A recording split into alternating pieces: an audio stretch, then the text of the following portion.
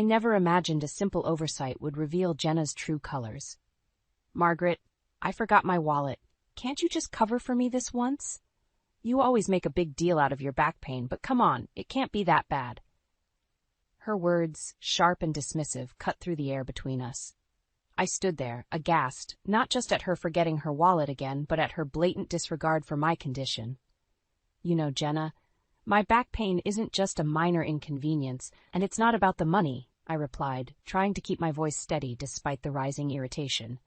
"It's about consideration, something you seem to lack." Jenna rolled her eyes, a gesture so dismissive it sent a wave of anger through me. "Oh, please, Margaret, you're overreacting. It's just lunch." "I'll pay you back," she said, her tone implying the conversation was beneath her. This wasn't the first time Jenna had shown such disrespect. Since marrying my son Lucas, she had become increasingly brazen in her selfishness. I had hoped, for Lucas's sake, that she would change, but it was clear she saw no issue with her behavior. Arthur, my husband, always advised patience. "Give her time, Margaret, she'll come around." But as we walked out of the cafe, me having paid for our meals, I couldn't shake the feeling that Jenna's actions were a glimpse into a much darker side of her character. The drive home was silent. Arthur seemed to sense my frustration, choosing not to speak. I appreciated his understanding, but part of me wished he would share in my indignation. After all, Jenna's behavior affected us both. Upon arriving home, I found solace in my garden, a place where I could find peace and think. Yet, Jenna's words lingered, a bitter aftertaste that no amount of gardening could wash away. Later that evening, as Arthur and I sat down for dinner, he finally broke his silence. "Margaret, perhaps Jenna didn't mean it the way it came out. You know how she is, always speaking before thinking." I looked at him, a mix of disbelief and sadness in my eyes. "Arthur, when will it be enough? When will we stop making excuses for her? She's not just thoughtless, she's cruel." Arthur sighed, a deep, weary sound. "I know, Margaret, I know, but she's Lucas's wife. What can we do?" The question hung in the air between us, unanswered. We finished our meal in silence, both lost in our thoughts. I couldn't help but wonder if Jenna's behavior was a storm cloud on the horizon, a warning of a tempest yet to come. Little did I know, this was just the beginning. That night, as I lay in bed, I made a decision. I wouldn't let Jenna's disrespect go unchallenged any longer. For the sake of my family, I would have to find a way to expose her true nature to Lucas. He deserved to know the kind of person he had married. But as I drifted off to sleep, I couldn't shake the feeling of dread that settled in my heart. What would this revelation cost us all? This confrontation with Jenna at the cafe was a pivotal moment, the spark that ignited my resolve. It was time for action. But first, I needed proof. I needed to show Lucas not just the disrespect she had shown me, but the full extent of her selfishness and cruelty. And so, my plan began to take shape. The sound of laughter and the clinking of coffee cups often take me back to when Arthur and I first met, in a small cafe not unlike the one Jenna and I had just left. It was a simpler time, a moment in my life filled with hope and the sweet promise of new love. I remember when this cafe was just a bookstore. Arthur mentioned one lazy Sunday afternoon, our hands entwined across the table. "It's where I bought your first birthday present." I smiled, the memory bright in my mind. "A collection of poems. You said it was because every time we talked, it felt like poetry." Arthur chuckled, a sound that warmed my heart. "And you told me it was the most thoughtful gift anyone had ever given you." Those early days were filled with such tenderness, a stark contrast to the tension that now threaded through our daily lives. Jenna's presence in our family had brought strife where there once was harmony. Our son Lucas, once so vibrant and full of life, had grown quieter, more withdrawn. I often wondered if he sensed the growing storm, if he saw the cracks in the facade of his marriage. "Dinner's ready," I called out one evening, breaking the silence that had settled in our home. Lucas and Jenna joined us at the table, the air thick with unspoken words. As we ate, I tried to steer the conversation towards happier times, hoping to bridge the gap that had formed between us. "Do you remember the trip we took to the lake house?" I asked, looking towards Lucas. "You caught your first fish, and you were so proud." Lucas smiled, a flicker of the son I knew. "Yeah, I remember. Jenna, you would have loved it. The lake was so peaceful." Jenna, uninterested, barely looked up from her plate. Sounds boring. I prefer the city, more to do, more to see. Arthur attempted to smooth over the awkward moment. Well, perhaps we can plan a trip to the city then. Make some new memories. Jenna scoffed. With what money? You know Lucas and I are saving up, unless of course you're offering to pay for it. The blatant rudeness of her remark left me speechless. Lucas, too, seemed taken aback, but he said nothing, a silence that spoke volumes. Arthur, ever the peacemaker, simply nodded. We'll see what we can do. The meal ended quickly after that, the unspoken tension finally breaking as Jenna excused herself, claiming a headache. As the dishes were cleared away, Lucas lingered at the table, a rare moment alone with his father and me. Mom, Dad, I'm sorry about Jenna. She's been under a lot of stress lately, he said, his voice low. We understand, Lucas, but it's important she respects your family, Arthur replied, his tone firm yet gentle. Lucas nodded, a troubled look on his face. I know. I'll talk to her. But as he left the room, I couldn't help but wonder if words would be enough to mend what had been broken. Jenna's disdain for our way of life, her blatant disrespect for the values we held dear, had driven a wedge between us all. It was clear that something had to change. I could no longer sit back and watch as Jenna tore our family apart with her selfishness and greed. The question was, how could I protect my family from the storm that was Jenna, without losing them in the process? As I pondered this, I realized the answer lay in the past. Just as Arthur and I had built our family on a foundation of love and understanding, so too would we need to return to those values to save it. But first, Jenna's true nature had to be exposed, and for that I would need to be patient, watchful, and above all, clever. Arthur's workshop was his sanctuary, a place where he retreated to craft and repair, a hobby that brought him peace. It was there I found him, sanding down a piece of oak that would soon become a bookshelf for our living room. Arthur, we need to talk about Jenna, I began, my tone more serious than I intended. He paused, looking up with a sigh. What's she done now? It's not just one thing. It's everything. Her demands, her disrespect. It's like she's testing us, seeing how much she can get away with. Arthur set down his tools, giving me his full attention. I know, Margaret. It's been hard on all of us, but what can we do? Lucas loves her. But at what cost? I countered. We taught Lucas to be kind, to be generous. But Jenna, she takes advantage of those qualities. And it's not just us. I've heard things from the neighbors, from friends. She's not just unkind to us. Arthur nodded, the weight of the situation pressing down on him. What do you suggest we do? We need evidence, something to show Lucas, to make him see her for what she truly is. And how do you propose we do that? I'm not sure yet, but I'll find a way. The opportunity presented itself sooner than I expected. Jenna's birthday was approaching, and despite everything, we decided to throw her a small party. It was a chance to extend an olive branch, perhaps mend some fences. The day of the party, Jenna arrived late, her entrance grandiose and unapologetic. Sorry I'm late, but you know, the salon had a long wait. You don't mind, do you? Her tone was flippant, her attitude dismissive, as if our efforts meant nothing. The guests shifted uncomfortably, the air thick with tension. As the evening progressed, Jenna's true nature began to show. She criticized the food, the decorations, even the guests. Is this the best wine you could afford? I would have expected something nicer from Lucas's parents. Her words were like daggers, and I saw the hurt in Arthur's eyes. This was his breaking point. Jenna, we've welcomed you into our home, into our family. Your words, your actions, they hurt us. Is this how you treat family? Jenna laughed, a sound devoid of warmth. Oh, please, you're just too sensitive. I'm just being honest. Someone has to be. The room fell silent, the guests witnessing the unraveling of a family. It was then I realized this was the evidence we needed. Not through hidden means, but in plain sight. Jenna had exposed herself. As the party ended and the guests left, Lucas approached us. His face was a mix of embarrassment and apology. Mom, Dad, I don't know what to say. You don't need to say anything, Lucas. We're your family. We just want what's best for you, Arthur said, his voice steady. But I knew it wasn't enough. Seeing and acknowledging Jenna's behavior was one thing, taking action was another. That night, as I lay in bed, my mind raced with plans and possibilities. Jenna's behavior at the party was just the tip of the iceberg. To protect Lucas, to save our family, I needed more than just words. I needed a plan. a way to expose Jenna's greed and selfishness once and for all. And as dawn broke, a plan began to take shape. A plan that would require patience, precision, and a bit of subterfuge. Jenna had shown her true colors, and now it was time for her to face the consequences. The morning of our anniversary, Arthur and I woke to a silence that hung between us like a heavy curtain.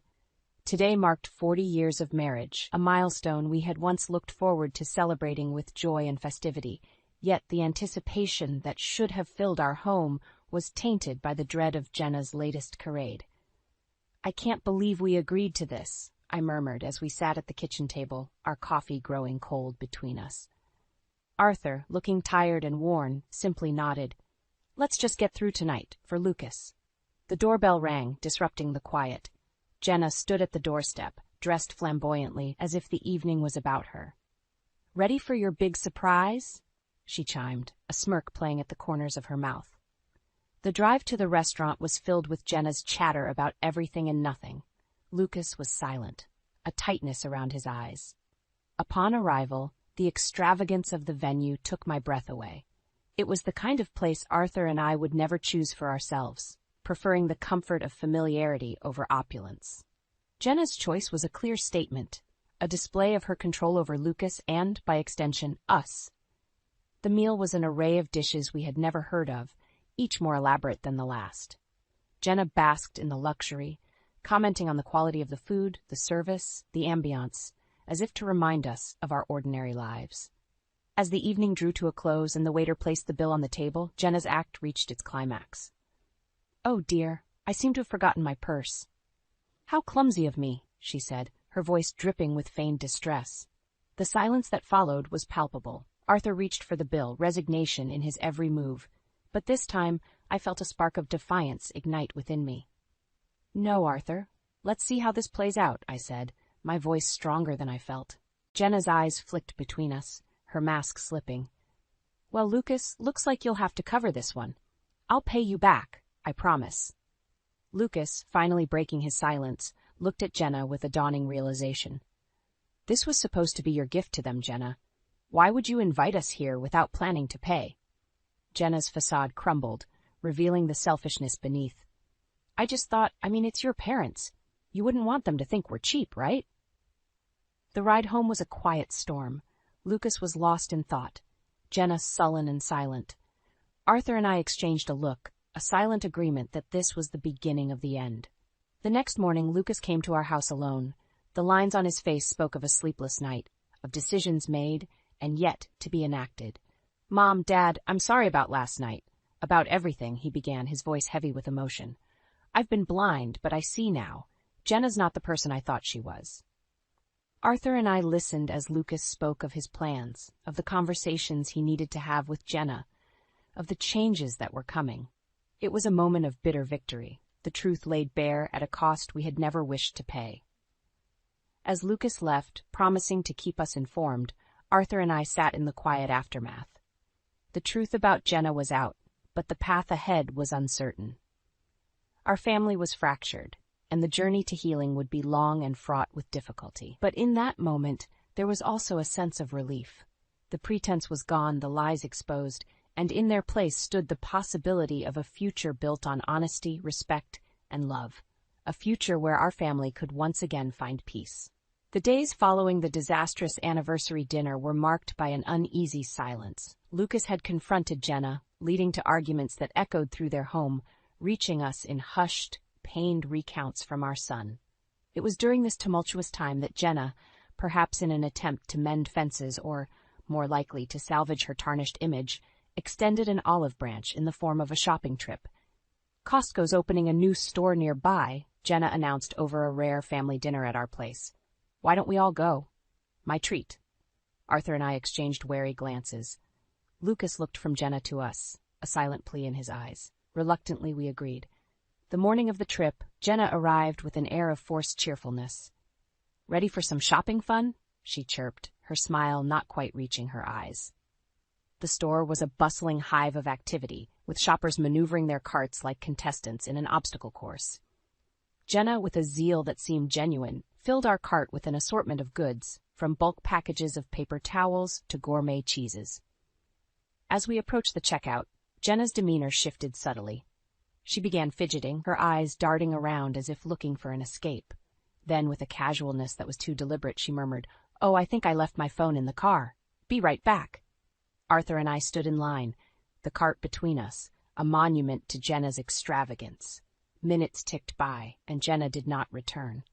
As we reached the cashier, the realization dawned on us with the clarity of a cloudless sky. Jenna had no intention of paying. The cashier, a young woman with a polite smile, scanned the items one by one, the total climbing with each beep. Arthur reached for his wallet, but I placed a hand on his arm, stopping him. "Wait," I said, loud enough for those nearby to hear. This was supposed to be Jenna's treat. Let's not take that away from her. The line behind us grew restless, murmurs of impatience filling the air. Lucas, caught between loyalty to his mother and the wife he was beginning to see through, looked at me with wide, understanding eyes. "I'll go find her," he said, his voice tinged with embarrassment. But Arthur and I knew there was no point. Jenna had made her play, and it was time for us to make ours. "We'll just buy what we came for," I told the cashier, removing the majority of Jenna's selections from the cart, leaving only a few essentials. When Jenna finally reappeared, her phone conspicuously in hand, the deed was done. Our message was clear. We would no longer be manipulated or taken advantage of. "Where'd everything go?" Jenna asked, feigning confusion. "We thought it best to only buy what we needed," Arthur replied, his voice calm but firm. Jenna's facade cracked, her frustration visible for a brief moment before she regained her composure. "Well, I guess that makes sense. Ready to go?" But as we left Costco, the divide between us was wider than the aisles of the warehouse store. Jenna had shown her true colors once again, and this time we had called her bluff. The ride home was a silent testament to shifting dynamics within our family. Lucas, once blind to Jenna's manipulations, now saw her with new clarity. And for Arthur and me, it was a confirmation of our resolve to protect our family, no matter the cost. Jenna's attempt at reconciliation had backfired, exposing her selfishness further and pushing Lucas closer to a decision we all knew was inevitable. The end of their marriage loomed on the horizon, a painful but necessary conclusion to a union built on deceit. The weeks following the Costco debacle were tense. Jenna's facade of the doting daughter-in-law had shattered completely, her true nature exposed not just to us, but to Lucas as well. It was during this time of silent battles and unspoken grievances that the final act of Jenna's charade came to light. Lucas came to us one evening, a look of determination set upon his features that I hadn't seen in years. "I need to talk to you both," he began, his voice steady, betraying none of the turmoil that lay beneath. "What is it, Lucas?" Arthur asked, concern evident in his voice. "It's about Jenna and me. I've decided to file for divorce." The words hung in the air, a mixture of relief and sorrow. Relief that Lucas had finally seen the truth, sorrow for the pain that truth had caused him. "Lucas, are you sure?" I asked, needing to hear the words from him to understand his decision fully. "Yes, I'm sure. After everything that's happened, after all the lies and manipulation, I can't see any other way. I don't know who she is anymore," he replied, the finality in his voice leaving no room for doubt. The days that followed were a whirlwind of legal proceedings and quiet heartbreak. Jenna, caught off guard by Lucas's decisiveness, oscillated between pleading for reconciliation and lashing out in anger. "You can't do this to me, Lucas, after everything I've done for you," she screamed during one of her tirades, her voice echoing through the halls of their once-shared home. "Everything you've done? Jenna, you've lied, manipulated, and hurt everyone around you, including yourself." "This is the only way," Lucas responded, his resolve unwavering. It was amidst this chaos that Jenna's true machinations came to light. Items from our home, precious family heirlooms, had gone missing over the months. Jenna had taken them, selling them off to fund her extravagant lifestyle. The revelation came as a shock, not just to us, but to the community at large. "You were stealing from us?" Arthur confronted Jenna, disbelief and betrayal written across his face. Jenna's response was cold, devoid of remorse. "I needed the money. You have no idea what it's like, living with your expectations, your judgments. But to steal? To betray your family?" I couldn't hide the disgust in my voice, the realization of Jenna's actions cutting deep. Lucas, standing by our side, looked at Jenna with a mixture of pity and revulsion. "It's over, Jenna. You need to leave." And leave she did, her departure marked not by tearful goodbyes, but by a silent acknowledgement of the destruction she had wrought. Jenna's fall from grace was swift, the community shunning her for her deceit and theft. In the end, Lucas was granted a divorce and full custody of their child, the court recognizing the toxicity of Jenna's influence. The house that once echoed with the sounds of a seemingly happy family now stood as a testament to the price of dishonesty and manipulation. As Arthur and I watched Lucas rebuild his life, our hearts ached for the pain he had endured. But there was also hope, a belief that out of the ashes of this ordeal, a stronger, wiser Lucas had emerged. The fall of Jenna served as a harsh reminder of the fragility of trust and the devastating impact of selfishness. But it also reaffirmed the strength of our family, bound not by blood alone, but by the unwavering support and love we shared. In the quiet after the storm, as we gathered around the dinner table, a sense of peace settled over us. Jenna's shadow no longer loomed large in our lives. We were free to move forward, to heal, and to cherish the bonds that had weathered the tempest of betrayal. And in that moment, I knew that no matter what challenges lay ahead, we would face them together, as a family, stronger and more united than ever. The dust had settled in the weeks following Jenna's departure. Our home, once a battleground of wills and wits, had returned to its former state of warmth and peace. Lucas, having weathered the storm of his broken marriage, found solace in the company of family, his resilience a testament to the strength we knew he always possessed. One evening, as we gathered in the living room, the air filled with the light laughter of recovery and the soothing silence of shared experiences, Lucas spoke up, his voice carrying a new depth of wisdom. "I've been doing a lot of thinking," he began, catching our attentive gazes, "about Jenna, about us, and about what I want moving forward."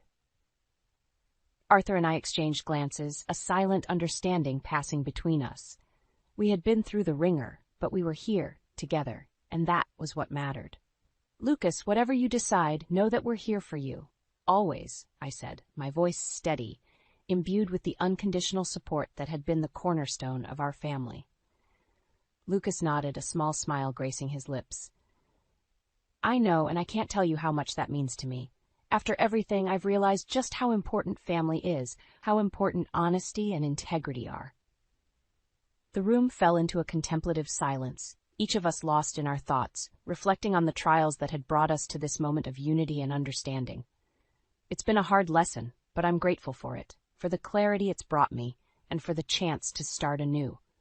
With your help, I want to be a better man, a better father, Lucas continued, his gaze firm and resolute. Arthur leaned forward, placing a reassuring hand on Lucas's shoulder. "Son, you've always been those things. Jenna, she was a storm that threatened to take everything we held dear, but we weathered it together, and will continue to do so, no matter what comes our way." The affirmation was a balm to the wounds left by Jenna's betrayal, a promise of continual support and love. As the night drew on, we talked about the future, about the lessons learned and the paths yet to be taken. Lucas spoke of his hopes for his child, of building a life marked by the values we had always cherished.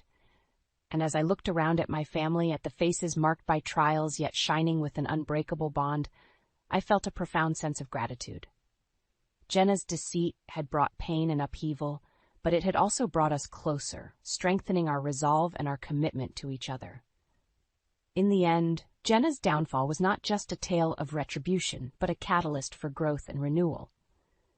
Her actions, so fraught with selfishness and malice, had unwittingly sown the seeds of her own undoing, leaving in their wake a family more united and resilient than ever before. As we said our goodnights, retreating to the comfort of our beds, I couldn't help but feel hopeful for the future. Jenna had been a dark chapter in our lives, but her story was over.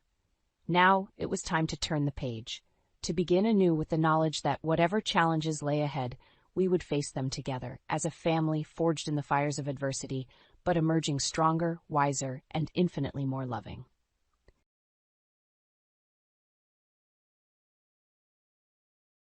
Bridezilla SIL insisted on me purchasing her $3,500 wedding dress and relentlessly mocked me on her significant day, Seeking revenge, I, a 27-year-old woman, found myself serving as the maid of honor for my sister-in-law, Christina, aged 25. My marriage to her brother, Martin, aged 28, had reached its one-year mark, and while the rest of Martin's family had embraced me, Christina remained an exception. Despite my initial attempts at kindness, Christina's uptight and mean demeanor resembled the mean girls from my high school and college days. Recognizing the futility of befriending her, I ceased efforts, and we settled into a pattern of mutual ignorance. Martin, concerned about our strained relationship, attempted to foster friendship, but Christina's lack of reciprocity led him to abandon the endeavor. The rest of the family, uninterested in forcing a connection between us, left us to our own devices. Given our history, I was surprised when Christina asked me to be her maid of honor a couple of months ago. Initially unenthusiastic about the idea, I expressed my need for time to consider before ultimately planning to decline. Christina and I barely knew each other, and she had made her dislike for me abundantly clear. Moreover, the role of maid of honor felt like a substantial commitment I wasn't prepared to undertake for someone like Christina. Despite my inclination to decline, I consulted Martin before making a final decision. He suggested that being Christina's maid of honor could be an opportunity for us to spend time together and possibly improve our relationship. Skeptical but swayed by Martin's reasoning, I reluctantly agreed, believing that Christina's invitation might signal a tentative gesture of friendship. The decision, however, came after extensive deliberation. I took a chance and agreed to be her maid of honor, only to regret it within a few weeks. Initially, she displayed a surprisingly pleasant demeanor, a welcome departure from her usual cold and gloomy behavior towards me. We had a great time planning and going out for brunch together. However, the situation took a turn when she asked me to purchase her wedding dress, a stunning but pricey $3,500 gown. Despite her mother's generous offer to let her wear a beautiful wedding dress from her own nuptials, altered to fit her perfectly, my sister-in-law insisted on the expensive dress that exceeded her budget. She explained that her current salary couldn't cover the cost, but she was determined to have that specific dress. Desperate, she appealed to me for financial assistance, knowing that my income surpassed hers. She couldn't turn to her parents or her fiancé, who both had valid reasons for not funding the extravagant purchase. Since I was her maid of honor and perceived as the designated rich relative, she felt it easier to approach me. As an investment banker, my income indeed exceeded most of her family members, but the reality remained that we weren't blood relatives. Feeling cornered, I tried to offer excuses, but her insistence wore me down. Reluctantly, I agreed to buy the dress on the condition that she reimbursed me in full afterward. Thankfully, I had the entire conversation recorded in text messages, where she acknowledged her commitment to repay the full amount. Now, armed with this information, I could use it against her. I had purchased the dress, and she was ecstatic. Her kindness towards me surpassed even her treatment of the other bridesmaids, who were her close friends. It felt rewarding for a couple of months until the wedding day, when she reverted to her old self in a particularly hurtful manner. On the day of the ceremony, she not only resumed her cold behavior but took it a step further by openly mocking and humiliating me in front of her friends and other guests. While the ceremony went smoothly due to minimal interaction, she began distancing herself from me early in the morning of her wedding.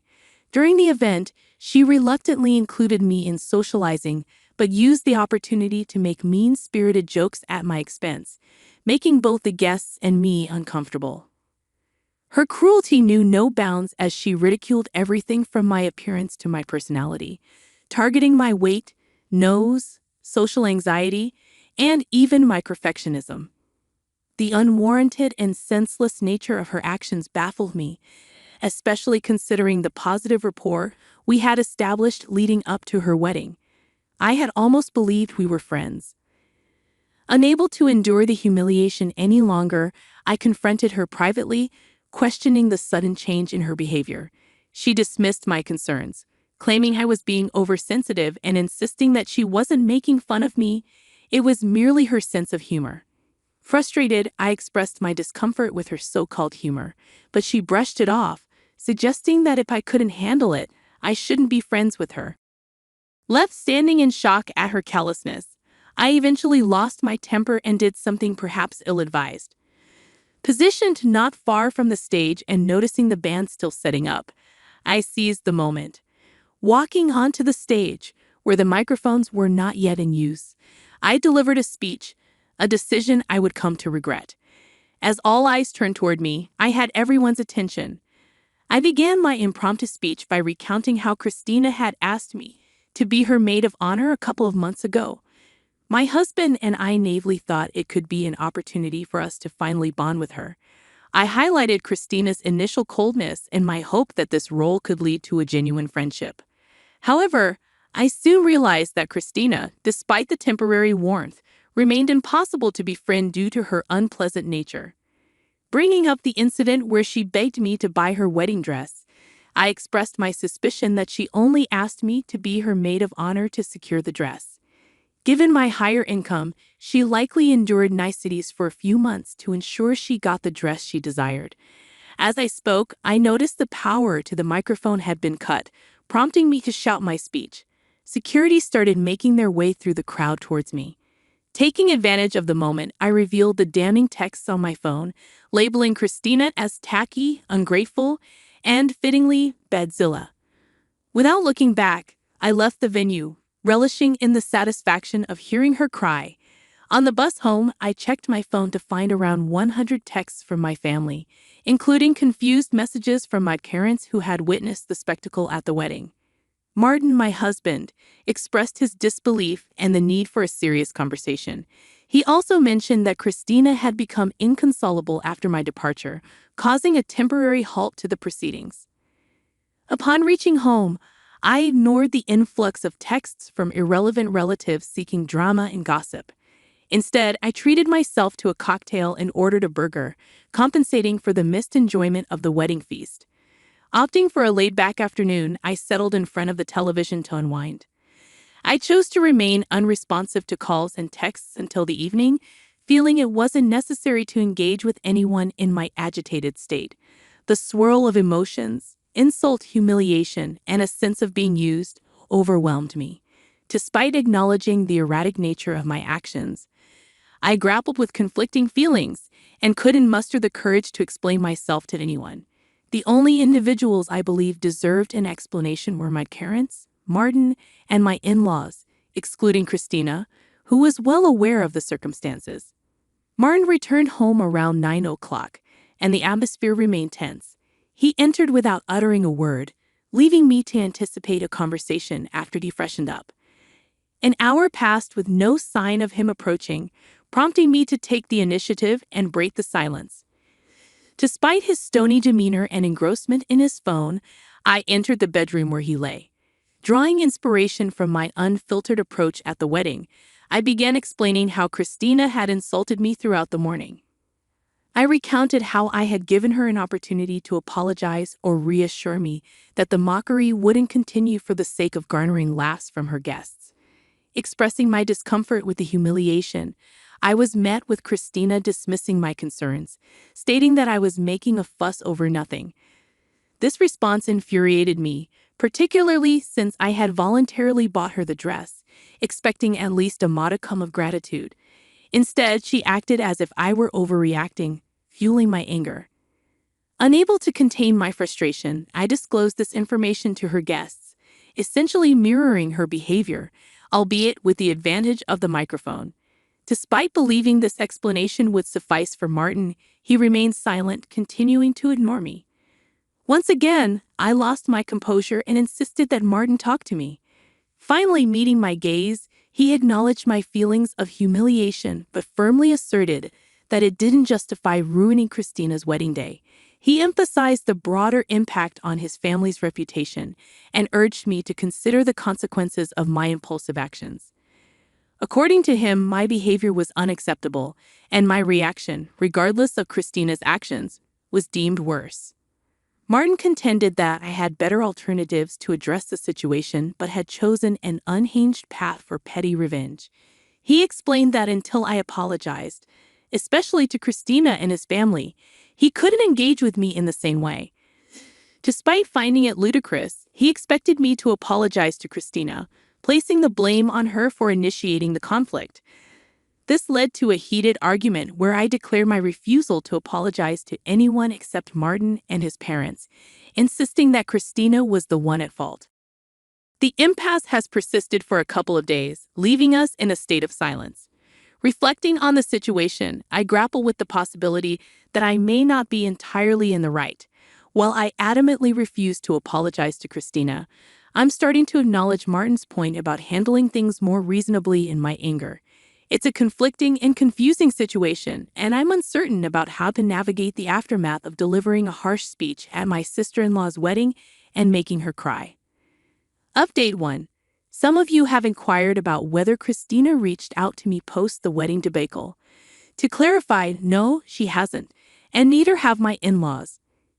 I want to make it clear that I don't understand why Christina dislikes me. Contrary to popular belief, we hadn't met before I started dating Martin, so there's no history that could explain her intense dislike.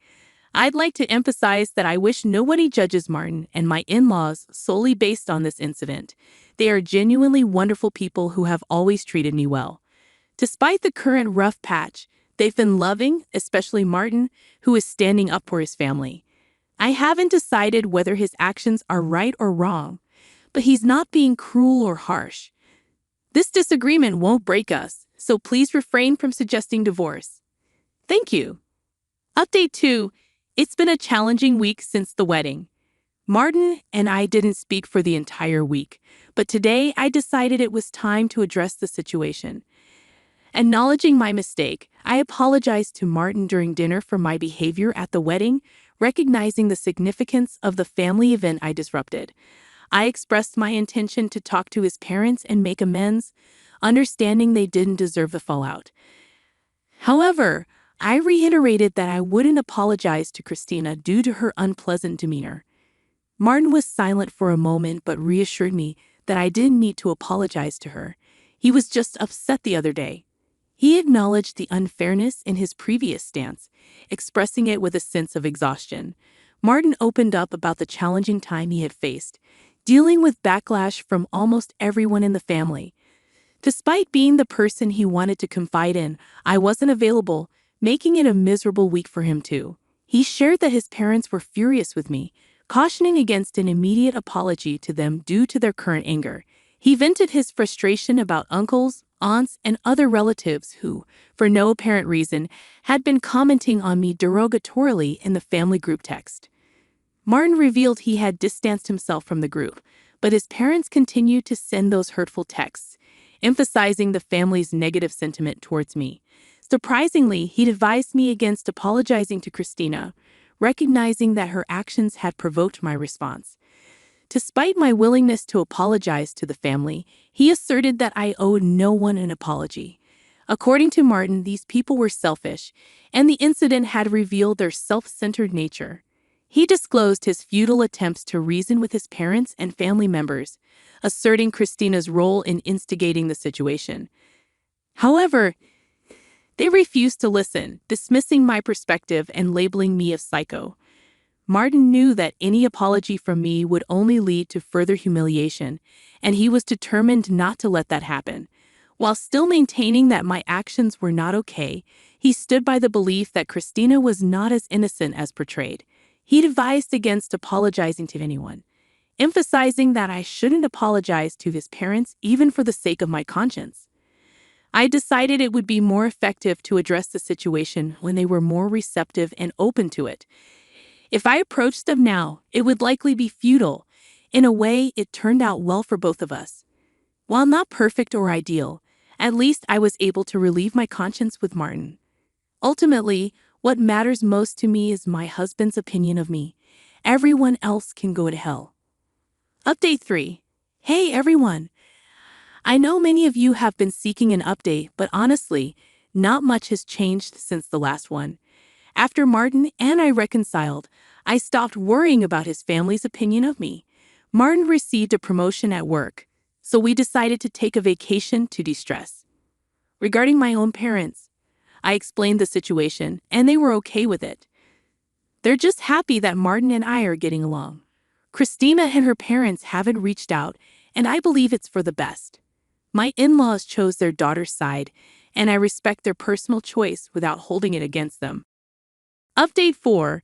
It's been a month since my last update, and today I received a refund from Christina.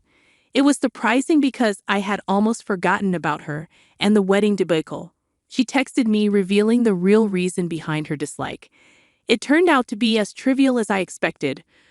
Her friend had a crush on Martin, and when he introduced me to the family, her friend got heartbroken. Christina blamed me for it. I don't see how any of this is my fault, but Christina needed a reason to dislike me, and she picked that. Now that I know the reason, which seems quite silly, I'd rather not have known it all. I shared this revelation with Martin, who mentioned he always had a hunch, but never saw her friend as anything more than his little sister's best friend. Even if I hadn't been in the picture, they wouldn't have gotten together. Anyway, it's over now, and I don't have to talk to Christina ever again.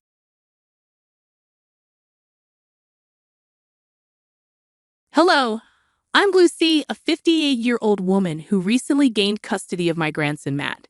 Today, I feel ready to share the challenging events that led to this point, hoping that discussing it here will boost my confidence to open up in real-life conversations. Let me start by introducing my daughter Melanie. She's my only child and the apple of my eye. When she was just 3 years old, her father, my husband, passed away, leaving the two of us to navigate life together. Melanie was a bright and brilliant girl, and I cherished her strong work ethic, which eventually earned her a full ride to her dream college. In college, Melanie met Nain, and they married shortly after graduation. While I wasn't thrilled about the swift marriage, I kept my opinions to myself, simply wanting Melanie to experience the world independently. She received my advice to delay having children, focusing on her career. However, 2 years later, she became pregnant with my grandson, Matt. Although not entirely pleased with the timing, I couldn't deny a sense of excitement about becoming a grandmother. When Matt was born, it brought immense joy, and I couldn't wait to spoil him. Fast forward 2 years, and Melanie and Nain moved to another state for a better job opportunity. Despite my reluctance to be separated from my grandson, I understood their motives and learned to cope with their absence through Skype and regular calls.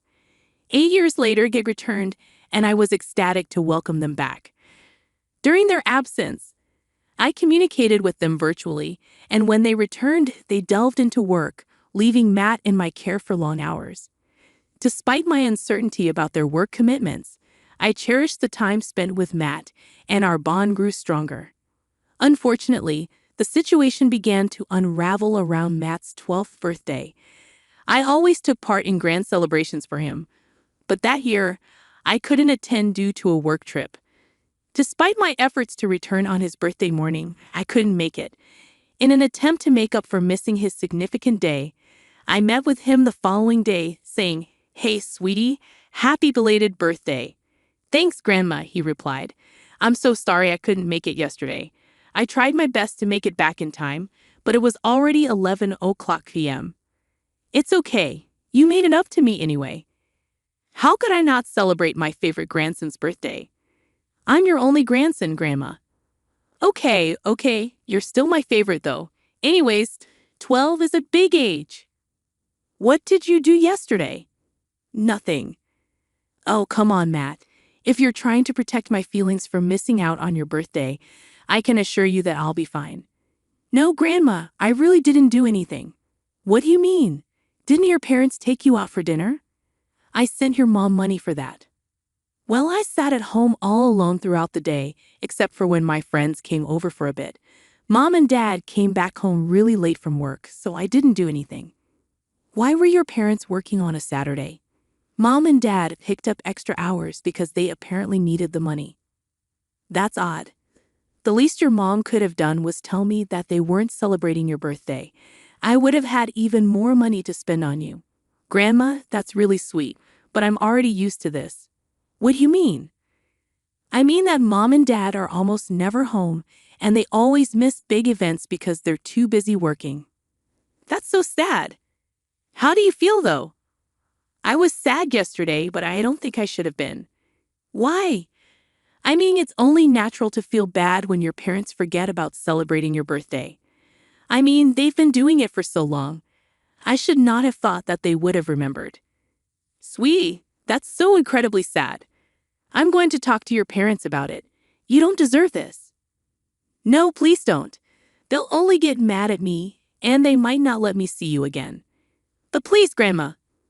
Fine, but you're staying with me tonight, and we're celebrating your birthday properly. I tried my best to push aside what Matt had revealed to me for the duration of his celebration with me. I took him out, let him buy whatever he wanted, and he seemed very happy. I was glad I could lift his mood. The next day after Matt left, I phoned Melanie to inquire why neither she nor Nain had celebrated Matt's birthday. Melanie simply explained they were busy, which infuriated me. Besides being my grandson, Matt was just a child, and no child should be forgotten in such a manner.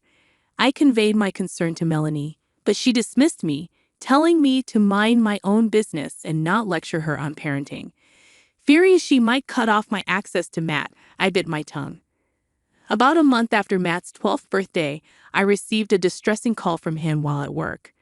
Grandma, Matt, sweetie, how's everything going? Grandma, I need help. What? Why? What's going on? I feel really sick. Oh, sweetie, where are your parents?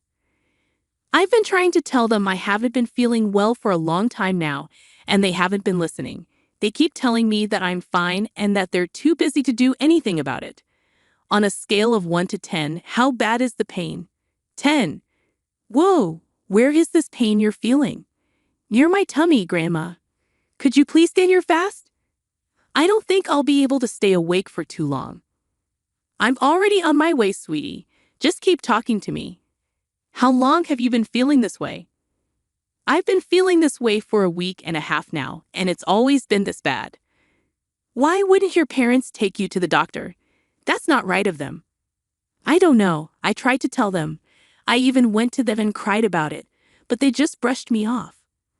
I'm going to have a stern talk with them. In the meantime, I'm only 10 minutes away, sweetie. I'll be there super soon. Are you lying down? I'm sitting at my desk. Could you get on the bed and try to lie down? Maybe that will ease the pain a little. Oh, okay. Well, I'll try. Grandma, everything's getting so blurry. Matt, stay with me, sweetie. In a panic, I rushed over to Matt's place. While en route, I called 911 to get him help as quickly as possible. Fortunately, my workplace was only a 7-minute drive from Melanie's. I arrived before the EMTs, and upon entering Matt's room, I found him lying on the floor, his face turning blue. When I touched him to check for a pulse, he felt incredibly cold. Thankfully, I felt a pulse, and shortly after my arrival, the EMTs arrived, loading him into an ambulance and rushing him to the nearest hospital. I persistently tried calling Melanie and Nathan, but neither of them responded. Left with no choice, I resorted to leaving voicemails and messages, urgently informing them of Matt's situation. As I imagined worst-case scenarios, Matt's doctor delivered the alarming news that he had a ruptured appendix and required immediate surgery. Anxiety consumed me as Matt was rushed into the emergency room, and I anxiously paced back and forth, struggling to reach Melanie and Nathan. My frustration toward them intensified with every unanswered attempt. Thankfully, Matt's surgery proceeded smoothly, and he regained consciousness shortly after being placed in his own ward. About an hour later, Melanie and Nathan finally arrived. Oh my God, Matt. What happened? Apparently, my appendix ruptured and I needed immediate surgery. How did this happen so suddenly? Suddenly? Matt has been complaining about this pain for over 10 days. But how were we supposed to know it was this serious? Are you being serious right now? As Matt's parents, both of you should attend to every pain and illness he has, regardless of how tiny or insignificant it seems. I don't appreciate you talking to my husband that way. I wouldn't have to talk to either of you like this if you just took care of your son. Are you accusing us of being bad parents? Yes, I think I've made it pretty clear. This was your only mistake, a mistake that could have cost Matt his life if he hadn't called me. Not to mention, both of you prioritize your work over Matt all the time. We do not. Tell me that when I've been picking him up at least 3 times a week from school because both of you forgot. We're working hard to provide for him. Sure, we forget to do certain things every once in a while, but that doesn't make us bad parents. You think Matt is going to care about all the money you got him 5 years down the lane? No, all he's going to remember is how you neglected him and how your neglect almost got him killed. You are overstepping so many lines. That's it. You may be Matt's grandma, but you have no say in how he's brought up or what we, as parents, do. I want you out of his ward. But Mom, I want Grandma here. She brought me here. So I think she deserves to be here. Matt, stay out of it. Once you're nice and healed, you are going to be in trouble. Why will he be in trouble? He could have called us and told us about his pain. Instead of coming to us, he went to you, and now we're beyond humiliated and embarrassed. You can't take your feelings out on him. He's been suffering, and he reached out to the only person he knew would take his pain seriously. Okay, Lucy, you really need to step out now, or we will have to get you thrown out. He can't do that. As his parents, we will be given first priority. I just have to tell the nurse to take you out of here. Fine, but this isn't over. Matt, sweetie, take care. Everything will be fine, and you have absolutely nothing to worry about. I'll see you soon. I was beyond enraged, but once again, I decided to hold my tongue because I knew that I couldn't just abandon Matt when he most definitely needed me the most. I tried my best to get in contact with Melanie and Nathan to get updates on Matt, but neither of them answered any of my calls or texts. I could only hope that Matt was recovering nicely. That was until just a week after his surgery. Melanie called me and asked me to look after Matt during the daytime after work until they came back home. She never addressed our last conversation, nor did she apologize for how she talked to me. I let it go because I was just happy to see Matt again. The next day, I rushed over to Matt right after work and saw him lying in bed playing a video game. There's my brave and strong man. How are you doing, champ? I could be better, I guess. Have Mom and Dad been taking proper care of you? Well, they left me alone all day. So what? I thought at least one of them would have taken off to look after you. It was truly a miracle that even one of them stayed with me when I was in the hospital. Oh my God, you poor child. I want out of this house, Grandma. Is there anything you can do about it?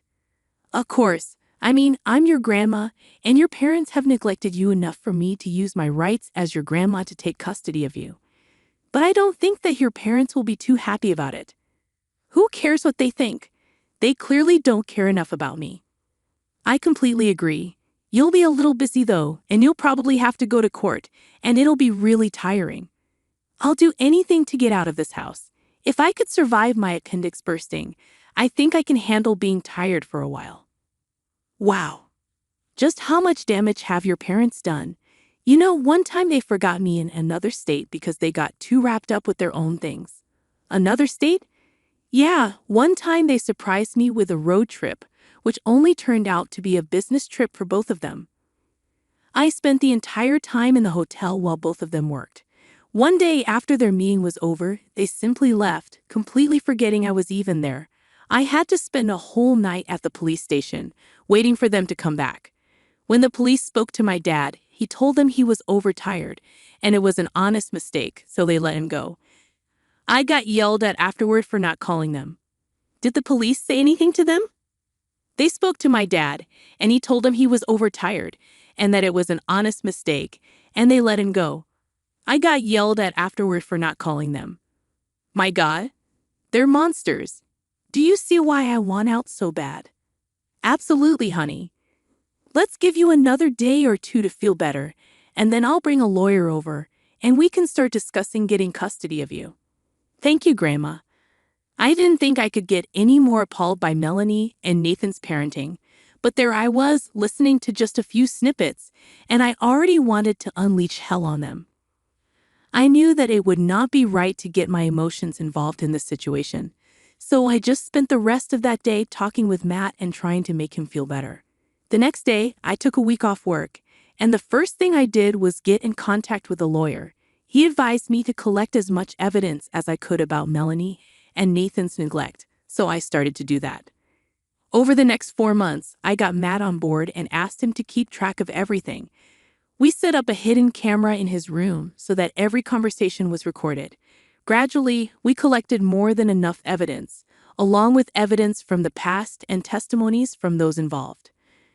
We had more than enough evidence to guarantee my custody of Matt. With that, I filed for Matt's custody, and Melanie and Nain were summoned to court. Of course, they did not take it lightly, and I got a very angry call from Melanie. "What do you think you're doing?" "Oh, hi, Melanie. Do not try to be nice to me right now while you're trying to take Matt away from us. You have shown me one too many times how you neglect Matt. I don't want him growing up thinking that he's never cared for. That was one isolated incident, Mom. I've been speaking to a lawyer and to Matt. Matt has told me about all the other non-life-threatening ways you and Nain have been neglecting him. So you've brainwashed Matt into thinking that we don't love him either. I didn't force him to leave. I believe he wanted to go a long time ago, but he didn't realize he could. How can you even say that? This is all you're doing. You had to throw a huge fit in front of him at the hospital, Melanie. I don't think you realize just how scary it was to walk into your home and see Matt lying unconscious and blue on the floor. It took everything in me to remain calm and get him the help he needed. Your nonchalance about everything that happened to him is only making me angrier. We are not being nonchalant. You haven't even been paying attention to him after he had his surgery. Neither of you even took some time off to look after him. He's been home alone most of the time. Oh, shut up, Mom. We invited you over. He was not alone. I only see him after I'm done with work, which is around the afternoon. You and Nain leave early in the morning and don't even get back until late evening. He's alone for a good portion of the day, and as far as I'm concerned, that's major neglect. How do you expect us to pay off the surgery? Huh? That was only more stress on us. Are you trying to blame Matt for something he had no control over? If the shoe fits, you know what will alleviate you of all this financial stress? If you let me take care of Matt, he's my son. Your son that you do not care for. You can either make this easy, or I will drag everything you've ever done to Matt into the public. Are you threatening me? If the shoe fits, now I have to go meet with my lawyer. You have 3 days to give me an answer. Bye. I actually did plan to provide evidence of all Melanie and Nathan's neglect to our family. Nathan's family, along with their workplaces, because I saw no reason for people like them to have children. It was only a miracle that they lived close to me, so I had some form of knowledge of what was happening on the inside. Matt was upset that his parents just did not see why they were wrong, but I stood by his side and assured him that the way his parents fought was not influenced by him or any of his actions. 3 days later, Melanie and Nathan willingly gave up their custody of Matt to me. Let me tell you, I have never in my life seen someone as happy as Matt was when he found out that his parents were signing over their custody of him. Matt cried for a good 5 minutes in pure happiness. Seeing him that happy only made my heart break even more for him at the thought of what the poor child must have gone through for years before someone even listened to him. Of course, Melanie and Nain were not very nice about handing over their custody of Matt to me after the deed was done. At first, they were low-key about it, but then the family began to get suspicious of Matt never being with them. They eventually came clean about their loss of custody of Matt, but not before blaming me for ruining their family. I received numerous calls from people condemning me as a horrible person for separating a child from their parents. Despite the criticism, I chose to ignore it because Matt was my top priority. Creating a safe environment for him took precedence over dealing with those who merely sought gossip. I weathered the harsh judgments from my family, ensuring that Matt remained oblivious to the negativity. However, things took a darker turn when Melanie and Nathan started spreading the false narrative that Matt had convinced me to strip them of custody. Matt now had his own phone and number, and he began receiving texts from concerned family members questioning why he was allegedly breaking his parents' hearts. This was when my anger reached a boiling point. While I could tolerate the accusations against me, dragging their son's name through the mud was unacceptable. I decided to take action by creating a group chat for the family members who had been harassing us. In the chat, I shared a folder filled with evidence of Melanie and Nathan's neglect of Matt. After sharing the evidence, I exited the group chat and blocked everyone involved on both Matt's and my phones. Subsequently, I heard from some family members that the shared evidence had triggered a significant backlash against Melanie and Nathan. They were ostracized by the entire family, and even their employers were informed of their actions, leading to job-related consequences.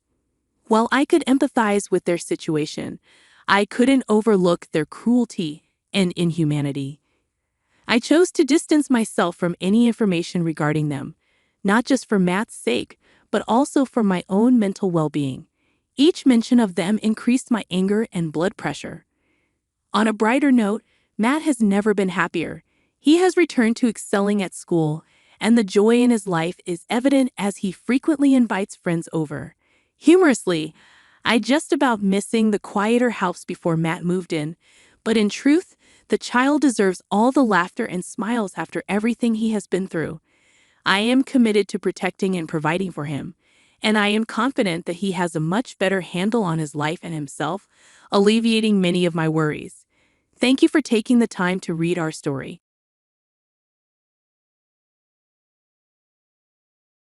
Yesterday, you overheard our conversation, didn't you? My eldest son and his wife are returning home for the birth of their child. Consequently, I need you to clear your belongings out to the yard. Excuse me, but you can't have kids anyway, and you don't contribute to my son's work.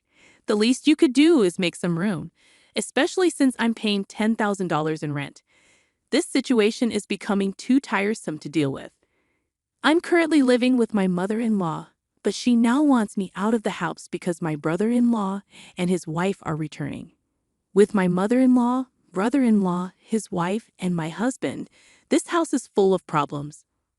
I've been trying to maintain a smooth household, but it's becoming a hassle to think about it all. I'm done thinking. Okay, I'll leave, but I can't just put my belongings in the yard, so I'll come back later to pick them up. You're leaving? Thank you. That's a big help. Ignoring my pleas, my mother-in-law, I started packing my things and left the house. 7 seconds after stepping out the door, I took out my phone and called a junk removal service. Once I stopped thinking, no one could stop my actions. I'm Linda, a 40-year-old egg consultant. My husband, Mark, also 40, runs 3 restaurants as a sole proprietor. Although people often assume we've been married for a long time with kids, we're actually newlyweds. We both lived as workaholics and only married at this age.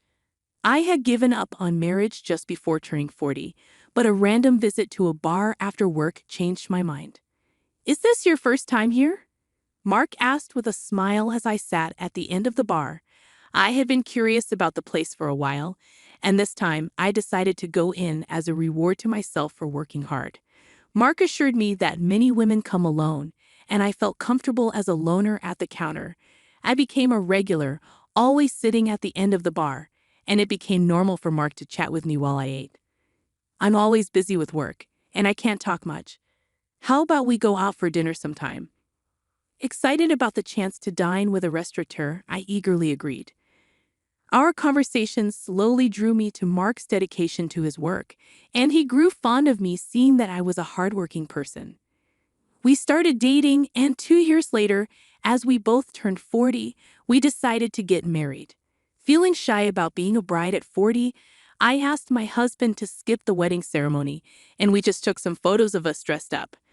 After getting married, I moved from my apartment to my husband's 3-story house with a garden and parking in a high-end area where the rent is around $1,000. Living with my 70-year-old mother-in-law seemed necessary, given the circumstances.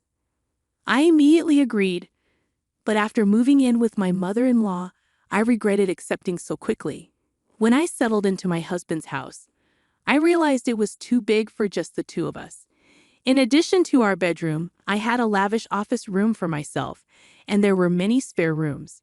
Curious, I asked my husband a simple question: why do we need such a big house just for you and your mother? My husband explained that he has a brother 3 years older than him who left home after college, and they've lost touch. He hasn't been home for a few years, and my husband anticipates that one day he might return, which prompted them to rent a bigger house. I expressed my opinion that it might be a little too big. Well, I got married and you came, so I guess it all worked out, my husband said with a smile as he unpacked my books and arranged them on the shelf. He shared stories about his brother Daniel, who seemed to be hopping from job to job. Despite his brother's situation, my husband didn't harbor negative feelings towards him. Don't talk about that kid. What if he really comes back? My mother-in-law appeared at the doorway of what would be my office, seemingly checking on us. It was clear she didn't have a good opinion of him, unlike my husband. I worried that conflicts might arise between my husband and mother-in-law regarding his brother someday. I'm not too fond of you either, Mom. Come on, we're going to live together now, so stop saying things like that, I said. My mother-in-law walked away, and my husband apologized, assuring me he would talk to her. I told him it's okay. I had a similar talk when we met for the wedding. I'll build a relationship with your mother as we live together, I assured him, taking a book from his paused hands and placing it on the shelf. It seemed she didn't like my age. Being 40 makes it challenging to have children, and my mother-in-law probably wished Mark had married someone younger. Once the move was complete and our married life officially began, my mother-in-law's coldness towards me became evident. While there was no harassment or physical violence, she ignored or avoided me as much as possible. It felt a bit lonely, but I decided to consider it okay for now and hope to build a relationship with her over time. More pressing was my concern for Mark. Are you okay with your work? I asked him. No, it's pretty bad. I need to take action soon, but it's tough to arrange the finances, Mark replied, sitting at the dining table with his head in his hands. I abandoned the dishes and settled in front of him, eager to listen. These are tough times, Mark began, his voice heavy with concern. Prices are soaring, expenses climbing, and customers are tightening their wallets. There's no end in sight. If this keeps up, I might have to close another one of our stores. About a year into our marriage, the situation at Mark's restaurants worsened. One of the 3 stores had already closed, and it seemed another might follow suit. Seeing Mark's troubled face weighed heavily on me, but my mother-in-law appeared unfazed by these challenges. You're Mark's wife, but you don't help out at the store. You just do your own job. Can you really say you're fulfilling your role as a wife? My mother-in-law's voice cut through the air from the living room, having overheard our conversation. I wondered what she was thinking, but she had her own perspective. Mark has been running his own restaurant for nearly 10 years, overcoming various challenges. I believe he'll pull through this time too. You, his wife, shouldn't be making that face. Are you trying to feed into his anxiety and make him fail? What a terrible wife, she shouted again, her words dripping with spite and venom. I knew she wasn't simply trying to provoke me, but there was some truth in her words. Taking her words positively, I resolved to support Mark to the fullest, smiling reassuringly at my anxious husband. A year later, just as she said, Mark managed to turn the situation around and avoided closing a second store. See, I told you, I said to my mother-in-law. A stupid wife who can't even trust her husband. Don't drag Mark down, she replied, lashing out at me without reservation. Though our relationship seemed strained, since Mark's business was doing well, I considered it a break-even situation. However, things took a turn for the worse. Mark, having stabilized the business and with some extra money, seemed to get carried away, and rumors of his affairs surfaced. I couldn't fathom what he was thinking. Surely there were better ways to spend the money. It's peculiar how bad situations tend to pile up. Having witnessed Mark's business revenue drop, I understood this all too well, but I never imagined it would happen to me. Then Daniel called, my brother. Yes, Daniel, a freelancer, and his pregnant girlfriend, who worked at the same bar as Mark. They asked if they could move into our house and if they could work at Mark's restaurant. As I pondered how to address Mark about the affair from the dining room, my mother-in-law entered the living room and engaged him in conversation. They discussed Daniel, whom I had never met, and I felt completely sidelined as they continued their discussion. It was a peculiar scene. My mother-in-law, who used to resent Daniel for not fulfilling his role as the eldest son, was now urging Mark to welcome him. The reason was straightforward: the prospect of a grandchild. She had previously given up hope of seeing one but now perceived an opportunity and had a change of heart. She even planned to offer them a home and jobs. Mark, who had always been supportive of Daniel, had rented this large house for such an occasion. However, circumstances had shifted, and I found myself caught in the middle. It struck me as odd to have Daniel and his family move in. I glanced at Mark from the dining area, and he returned my gaze with a troubled expression. "Come on, it's a good thing. Daniel is in trouble, and you, Mark, have the means to help him," my mother-in-law said, pressing him. Mark seemed unable to refuse his mother's request, and I couldn't help but feel disappointed. I had hoped he would stand up to her, but it seemed like wishful thinking. He kept glancing at me, likely concerned about my reaction. With the deteriorating relationship with my mother-in-law, Mark's affair, and now the prospect of living with Daniel and his family, the problems were mounting. Overwhelmed and unsure where to begin, I decided to abandon my thoughts for the day and simply go to sleep. The next day, a holiday and likely due to extreme mental fatigue, I slept in until late morning. Mark was at work, leaving just my mother-in-law and me at home. As I reluctantly made my way to the living room, I dreaded what she might say about my late awakening. "You sure slept in. Must be nice to have such leisure," she remarked, surpassing my expectations. She then informed me about Daniel and his wife's impending visit for maternity leave. "So move your stuff out to the yard." "Excuse me?" I questioned, still groggy from sleep. She clarified that I should vacate to make room for Daniel and his family, citing my inability to have children and lack of contribution to Mark's work. I was taken aback. It seems she was indeed asking me to leave the house. Realizing that my presence was now deemed unnecessary, I decided it was too much trouble to fret over Mark, my mother-in-law, Daniel's family, and our future. "Understood, I'll leave," I declared. "I can't put all my belongings in the yard, so I'll come back later to pick them up." Ignoring my words, my mother-in-law expressed gratitude, and I began packing my things, leaving the house 7 seconds after stepping out the door. I grabbed my phone and dialed a junk removal service, my decision firm and resolute after putting an end to my overthinking. No one could sway me now. Let them all come to regret this choice later. Departing from the house, I opted to stay at a hotel temporarily. Although I had arranged for the removal service, they required some time to prepare. This aligned perfectly with my desire for some time alone. 2 weeks after leaving, I secured an apartment and began living independently. Since then, I hadn't heard from Mark, who probably believed I'd eventually return. The idea of Mark taking the current situation lightly infuriated me. However, today marked the day after his restaurant's day off, and I anticipated a call from Mark when he visited the restaurant for lunch prep. "What's going on here? The restaurant is completely empty," Mark exclaimed over the phone, confirming my expectations. "Just as I thought," I chuckled and replied. "Mark, I could explain over the phone, but it would be more efficient if your mom was there too.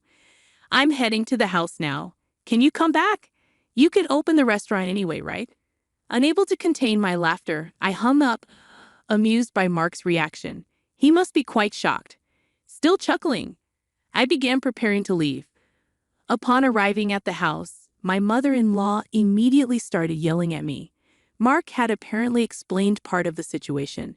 An unfamiliar couple, Daniel and his wife, were in the living room, looking confused and anxious, not fully grasping the situation amid my mother-in-law's extreme anger. "Why would you do such a thing? The restaurant can't operate now," she continued to scold. I countered, stating that it was my restaurant, and there shouldn't be a problem with me starting the closing process or having the items I bought disposed of by a junk removal service. "Huh, your restaurant? What are you talking about? Why don't you explain, Mark? You haven't told your mom, have you?" I challenged.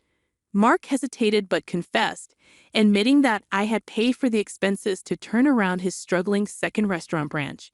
Hearing this, my mother-in-law looked perplexed, trying hard to understand but lacking the full information. Mark continued, uncomfortable and holding back, so I decided to step in and clarify. Before turning 40, I was single and working in ad consulting, with no wedding ceremony or new house purchase after marriage. I had saved up a significant amount of money. I lent Mark $200,000 to help revitalize his second restaurant branch, subsequently buying the rights to become its owner. I explained that I left most of the management to Mark, shifting his focus from the main branch to the second for its recovery. When Mark's restaurant was in crisis, I showed my concern alongside him. It was during a moment when my mother-in-law criticized me for not showing enough trust in my husband that I decided to support Mark to the fullest. My form of support was providing him with the necessary funds. During my single years, I had diligently saved money. Mark, is this true? My mother-in-law asked incredulously. Yes, it's true, Mark admitted.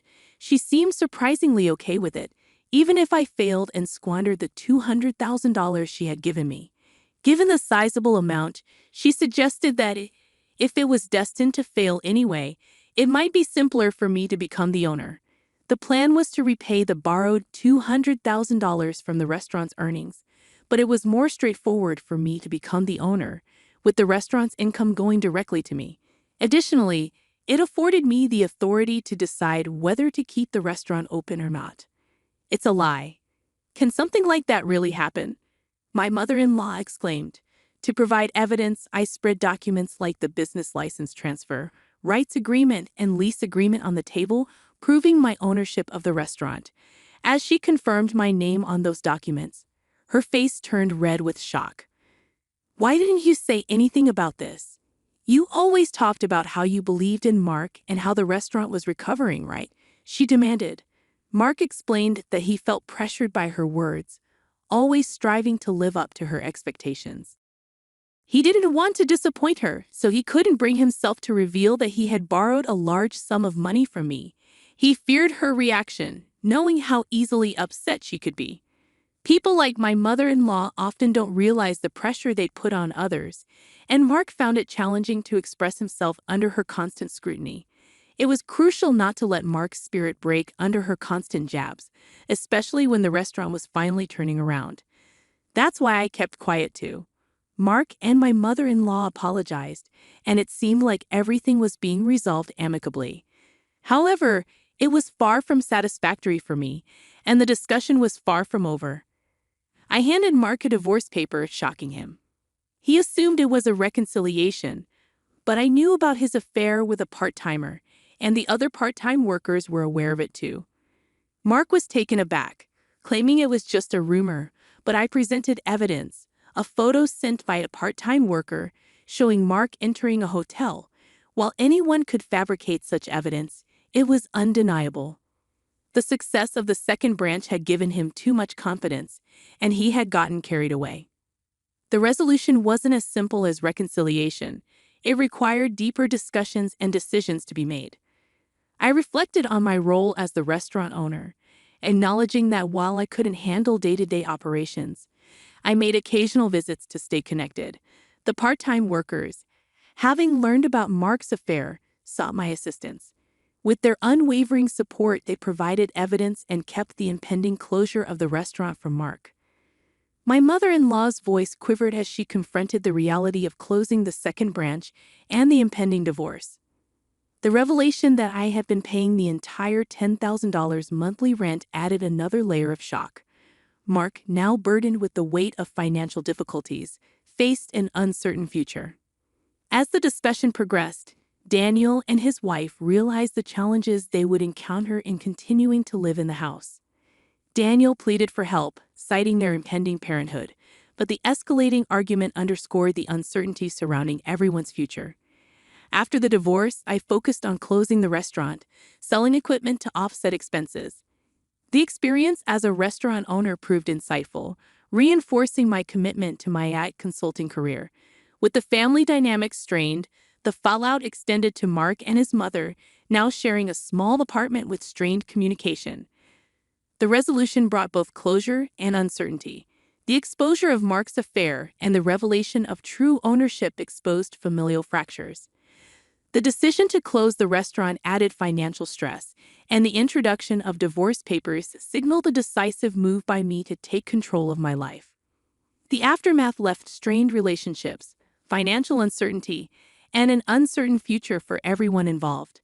The emotional toll of the conflicts was palpable, and the story closes with a sense of closure for some aspects but leaves lingering questions about the characters' futures and their ability to rebuild after the storm.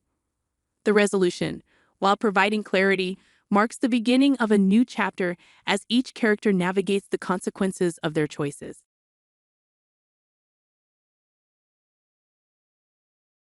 My in-laws left my mute and bedridden sister-in-law with me and went on vacation to Hawaii. Before they left, my husband Jack told me it's my job to take care of her and not to slack off. As soon as Jack and his family left, my sister-in-law, who can't speak, sat up and said we should get going too. My name's Lisa. I'm 29 years old. When I was a teenager, I dreamed of becoming a pop star, but as I got older, I realized it was just a passing dream, and before I knew it, I was in my late 20s. I met Jack through a friend and started dating him because my mom, with whom I live, kept asking when she would see her grandchild. Jack once dreamed of being in the entertainment industry too, but now he works at a big company in downtown Manhattan. After college, I worked at a bank until I got married and quit. One day, Jack and I visited his parents' house. Jack's younger sister, Lucy, got sick with a fever when she was little. Her mom thought it was just a cold, but when the fever didn't go away, they took her to the doctor. Turns out she had encephalitis from the flu, which left her with brain damage and bedridden. The fever also damaged the part of her brain that controls speech, so she can't talk. Mostly, it was my mother-in-law who took care of Lucy. For some reason, Lucy and I got along well, and I always looked forward to visiting Jack's family. Since Lucy can't speak, we use sign language to communicate after becoming close.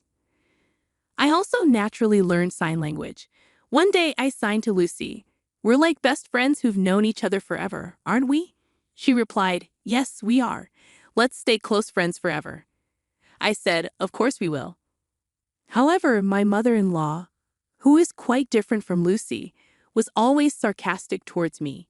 Jack and I live about a 30-minute drive away from his parents' house. Occasionally, my mother-in-law would drive over unannounced and start nitpicking on me.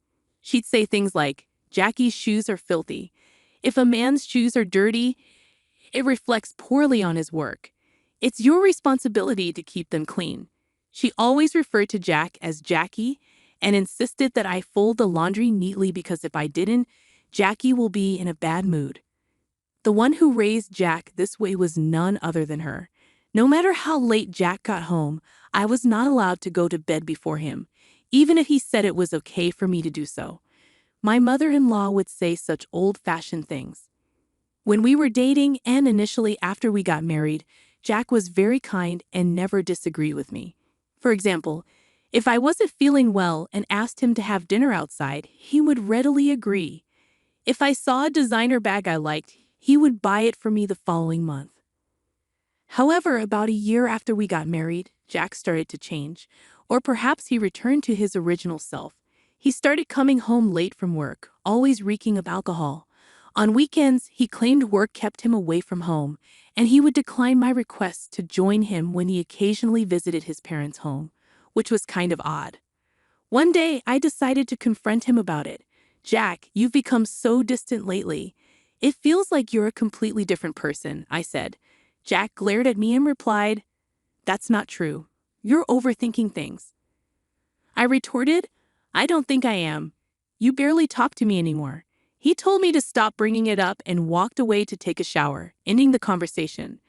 One day, Jack surprised me by saying, "This Sunday, I'm going home. What are you going to do?" Jack surprised me with this question, as he had always refused my company on such visits before. "Wait, I can come with you this time," I asked. He replied, "That's why I'm asking." "Well, of course I'll come then. I like to see Lucy too," I added. Jack frowned a bit and said, "You and Lucy seem to get along really well, huh?" "Yes, we do. It feels like we've been best friends forever," I responded, noticing Jack's slight grimace at my words. On Sunday, I drove us to Jack's family home in Nebraska. We stopped at a bakery along the way to buy some pastries as a gift. Jack's mother always frowned when she saw me, but she would light up upon receiving the pastries. When we arrived, his mother came to greet us as usual, but she frowned at my sight, almost as if she was not happy to see me. "Mother-in-law, please have some of these," I said, handing her the pastries. She snatched them from me and peered inside before replying. "Is it these pastries again? They're getting boring, but since you insist, I'll have them." Her face lit up like a child receiving a toy. "Is father around today?" Jack asked. Jack's father was elderly but still worked actively. "He's out at a meeting." "Why, did you need something?" she asked. "No, not really. I just had something I wanted to talk about with him," he replied. I hadn't heard anything about this from Jack. "What's going on? Did you have something to tell your father?" I asked. "It's none of your business," Jack responded. "What do you mean? We're a married couple, aren't we? Can you just stop nagging?" Jack retorted, to which his mother added, "Exactly. If Jack doesn't want to tell you something, you shouldn't be prying." I decided not to respond, knowing that arguing with her would be fruitless. Just then, Jack's sister appeared. "Oh, Jack, you're here," she said. "Sis, perfect timing. I have something to discuss," Jack started. "What is it?" she asked. "I can take a long vacation next month. I was thinking about a family trip to Hawaii." "How about you, sis?" Jack proposed. "I'll pass." "I don't have a passport," she replied. I was taken aback. Jack, who was always busy with work and rarely took time off, was suggesting a trip to Hawaii. "Jack, is everything all right with your job?" "I'm only suggesting this trip because my work's going fine," Jack explained. My mother-in-law seemed displeased with my interference in Jack's business. Frowning deeply, she said to me, "You shouldn't meddle with decisions Jack has made. You're really nosy, aren't you?" "That's right. And Lisa, the reason I asked you here today is because I want you to take care of Lucy during the time we're on vacation." Jack's mother continued. I was momentarily taken aback, but then I realized that staying here with Lucy would be much more enjoyable than going on a trip to Hawaii with my mother-in-law.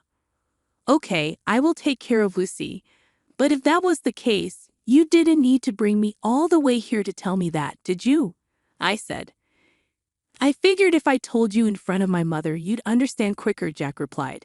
He must have assumed I'd resist when I found out I couldn't go to Hawaii. And if I did, he wanted my mother-in-law to forcefully convince me. It was clear to me that this was his intent. I was left feeling dumbfounded and left the room to head to Lucy's room. Lucy looked delighted to see me. "It's been a while." "How have you been?" I asked. "I'm good." "What brings you here today?" "Jack asked me to come with him to our parents' house, so I did. But it's strange. Before, whenever Jack came here, he used to tell me I couldn't come along. My brother is definitely hiding something. He's always been secretive. So apparently he's going to Hawaii next month, but I'll be staying back." "I think that's better, though," I said with a smile. Lucy also replied with a grin. "In that case, you should come over and stay here." "Sure, I'll do that." After that, Lucy and I had a great time chatting. I always wondered why Lucy and my mother-in-law were so different. About an hour later, Jack came to get me, and we headed home. At that time, Lucy gave me a slight wink. She revealed a shocking truth and an even more shocking plan to me. A month later, on the day of the Hawaii trip, Jack and I went to his parents' house. Although I wasn't going to Hawaii, I brought my luggage to stay at my in-laws for a week with Lucy. When I returned to the living room, everyone going to Hawaii was already there. It seemed that Jack's father wasn't going, as he wasn't present. As the departure time neared, the entire family, with Jack's voice rising above the rest, chimed in, "Taking care of Lucy is your job. Don't slack off." Even my mother-in-law added, "Please get along well with Lucy. It's better for you to stay here, isn't it? If anything happens to Lucy, it's all your fault. We'll hold you responsible." It was absurd for someone who was about to abandon their immobile sister for a vacation in Hawaii to say these words, but I did not react at all. It didn't matter what Jack said. I wasn't in the mood to see them off. So I went back to Lucy's room, Right then, Lucy sprang up energetically from her bed and called out to me, "Come on, let's get going." It echoed a recent conversation we had when Lucy confessed, I could actually walk, and with walking came the ability to converse. "Since when?" I asked. "Since last year, I suppose. Why have you been hiding this from the rest of the family?" Lucy began sharing an unexpected tale. "Actually, my father and mother are both remarried. I'm my dad's child from his previous marriage, and my sister and brother are from my mom's side." I was surprised, but considering how distant and cold my mother-in-law usually was towards Lucy, I couldn't help but think, "I thought so. Is that so?" Lucy confirmed, "Yeah, my mom despises me, and I didn't want to talk to her, so I pretended that I couldn't." "And your father?" I inquired. "Dad knows everything. He's always on my side." Lucy explained, "That's why, regarding this trip to Hawaii, I'm thinking we should go too." I was puzzled, "What do you mean?" Lucy clarified, "I mean, I'm planning to go to Hawaii on the same day with you. We'll even stay at the same resort." Lucy said this with a sparkle in her eye, catching me completely off guard. "I'd be thrilled to go to Hawaii with you, Lucy. But do you even have a passport?" Lucy reassured me, "Of course, I secretly got my passport last month. And don't worry about the expenses. My dad is covering our plane tickets and the resort, including yours." "I see. I'm really looking forward to this." That's how we ended up at the airport today. When Lucy and I arrived, my father-in-law was there waiting to see us off. He greeted me, "Lisa, it's been a while. I know it must be surprising, but I hope you enjoy the trip to Hawaii." "Thank you, father-in-law. I feel guilty for all the plane tickets and resort fees you've covered." He reassured me, Don't worry about it. As long as you two have fun, I'm happy." I thanked him for his kindness. After that, we boarded a plane from a different airline than my husband's family. We landed in Hawaii early in the morning, took a taxi from the airport, and checked into the resort hotel. Lucy and I were sharing a room. I mentioned to Lucy, "Your father seems pretty well-traveled." Lucy confirmed, "Yeah, he's been on several international business trips. He's even been to Hawaii a few times." "So what's the plan?" "I'm guessing my mom and everyone will dine at the restaurant here tonight. I'm thinking of surprising them." Lucy suggested, "That sounds like fun. I'm excited. Should we get some rest to recover from getting jet-lagged?" "That sounds like a good idea." I couldn't sleep at all on the plane. After taking a shower, we climbed into bed and quickly fell asleep. We woke up around late afternoon, close to 4 o'clock. Lucy was already awake, starting to wear makeup. "I'm sorry I slept too much," I said. "No, don't worry about it. I just woke up too. We really had a good sleep, didn't we?" "Fully recharged and ready for our battle," Lucy replied. Around 7 o'clock, I said to Lucy, "I'll go and see at Chuck, the restaurant." As I was looking for Jack and his party from the shadows near the entrance of the restaurant, I found them dining joyfully in a far-off spot. I was too far away from them, so I decided to venture deeper into the restaurant. From my position, all I could see was their backs, and it was hard to identify anyone. But I spotted the back of a young woman that I didn't recognize. There wasn't any such woman when they had left Jack's parents' house. Upon seeing this, I was taken aback, nearly letting out a loud gasp, but I managed to suppress it. When I strained my ears, I could intermittently hear Jack and my mother-in-law's voices. "I'm glad it's not that woman today," Jack said. "Yeah, I really drew the short straw. She's tainted my family record.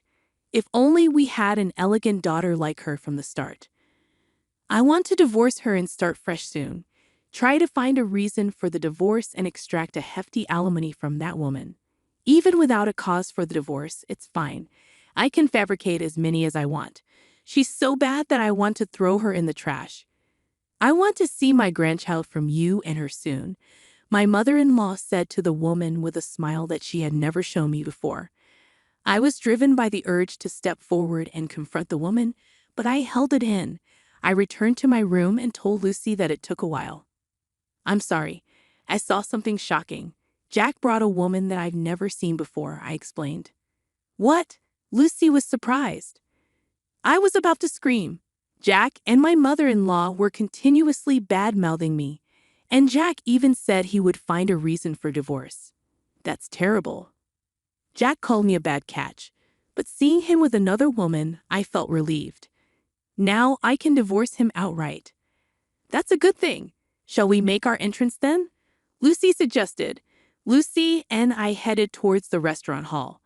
When we entered the restaurant, we requested to sit near Jack's table and were able to get a seat quite close to them.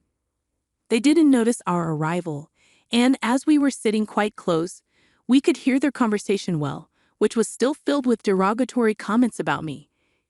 I was amazed and ended up giving a bitter smile at how they could badmouth me indefinitely. Seeing my face, Lucy gave a nod with a smile, which was a cue for us to begin our counterattack. I stood up from my seat, stepped forward towards Jack, and shouted, "Are you all having a good time?" I'll never forget the look on Jack and my mother-in-law's faces at that moment. Their mouths agape, eyes wide open, they froze for a few seconds. After a few seconds, my mother-in-law finally spoke. "Why are you here? And how did Lucy get here without a wheelchair?" At her words, Lucy stood up, gave my mother-in-law a smile, and said, "I don't need a wheelchair. Thanks to you, my body and speech have returned to normal. I must have caused you quite a bit of trouble for a long time." "When did you regain your ability to speak?" my mother-in-law asked. "I wonder when that was. Maybe last year," Lucy replied calmly. "Then why did you hide it until now?" my mother-in-law questioned. "Because it was better if you guys continued to believe that I couldn't speak. You and Jack were speaking ill of me earlier, weren't you?" Lucy's revelation made my mother-in-law's face turn pale in an instant. "What do you mean?" she asked. "Yeah, we weren't saying anything bad about you, Lisa," Jack retorted. "That won't work. I recorded everything on my phone. Do you want me to play it back right now?" I countered. My mother-in-law fell silent, but Jack stood up, barking, "Lisa, you've been causing me trouble all this time, and now you're making these outrageous claims." Jack's accusations only fueled my resolve. Once I return back home, I'll immediately contact my lawyer to initiate our divorce procedure. You can't deny the fact that you're on a vacation abroad with another woman. Plus, you described getting with me as drawing a blank lottery ticket, so I expect you to demonstrate sincerity by paying a hefty compensation for that comment, I declared. At my words, my mother-in-law seemed to acknowledge her defeat, and her attitude abruptly changed. "Lisa dear, I really like you. Please try to get along with Jack." "This woman is not involved with Jack," she pleaded. "I'm sorry, but I can't do that. Since I am a blank lottery ticket, I cannot live with Jack. Please enjoy your time with this woman. Oh, and I might also seek compensation from her. Isn't that exciting?" I smirked. The woman in question turned pale and began to tremble upon hearing my words. Unfazed by the public gaze, Jack fell to his knees and pleaded, "Lisa, I beg you, don't make this a big deal. My company has strict rules about this." But I remained firm. "I will never forgive you. You are married, and yet here you are on an overseas trip with another woman," I said firmly. Upon hearing my words, my mother-in-law also fell to her knees next to Jack, pleading, "Please forgive my son," tears streaming down her face. By this time, all the other customers were watching us, and the restaurant manager started walking towards our table. Seeing this, I got up and said, "Well, Lucy and I will head back to our room. You all enjoy your Hawaiian vacation.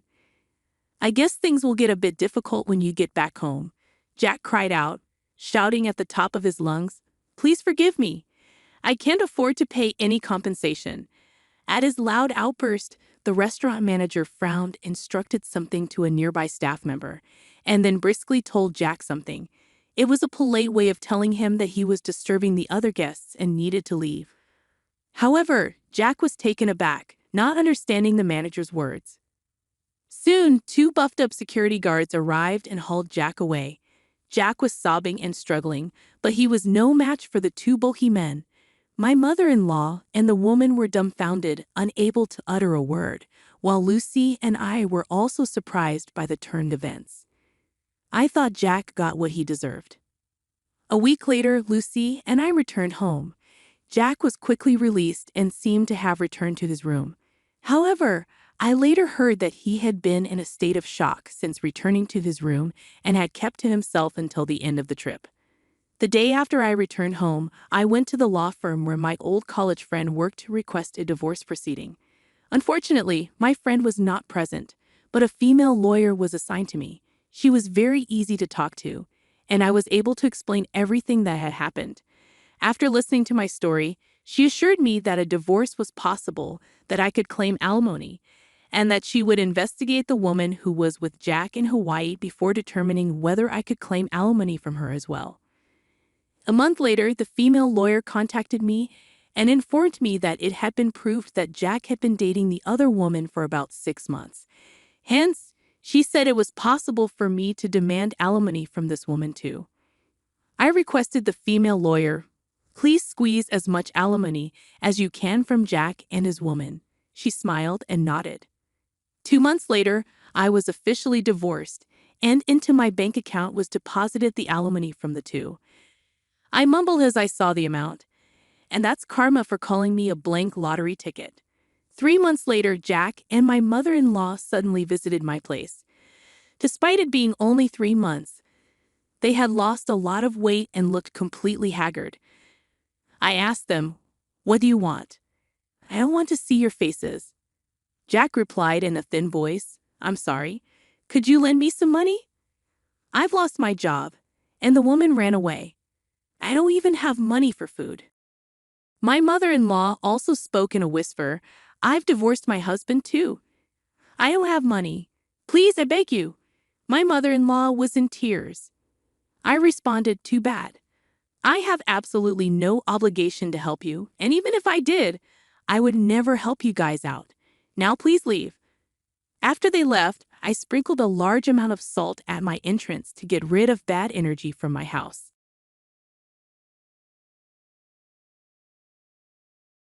Hey everyone, I'm Tina, a 28-year-old woman, and I wanted to open up about a recent chapter in my life that brought some closure to a difficult situation involving my husband and in-laws.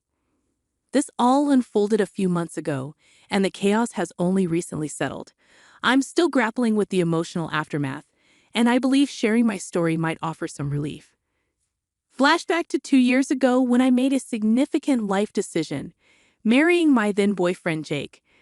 We met through mutual friends and spent 3 blissful years together. Jake appeared to be a fun and caring person, showering me with love. He hailed from a wealthy family, complemented by a high-paying job. Our connection deepened over shared interests, especially our love for travel. As we progressed from casual dating to a serious relationship, my friends applauded him as a great guy, genuinely happy for us. The relationship was smooth sailing. Jake's care knew no bounds. He surprised me with thoughtful gifts, even presenting a new laptop on my college graduation day.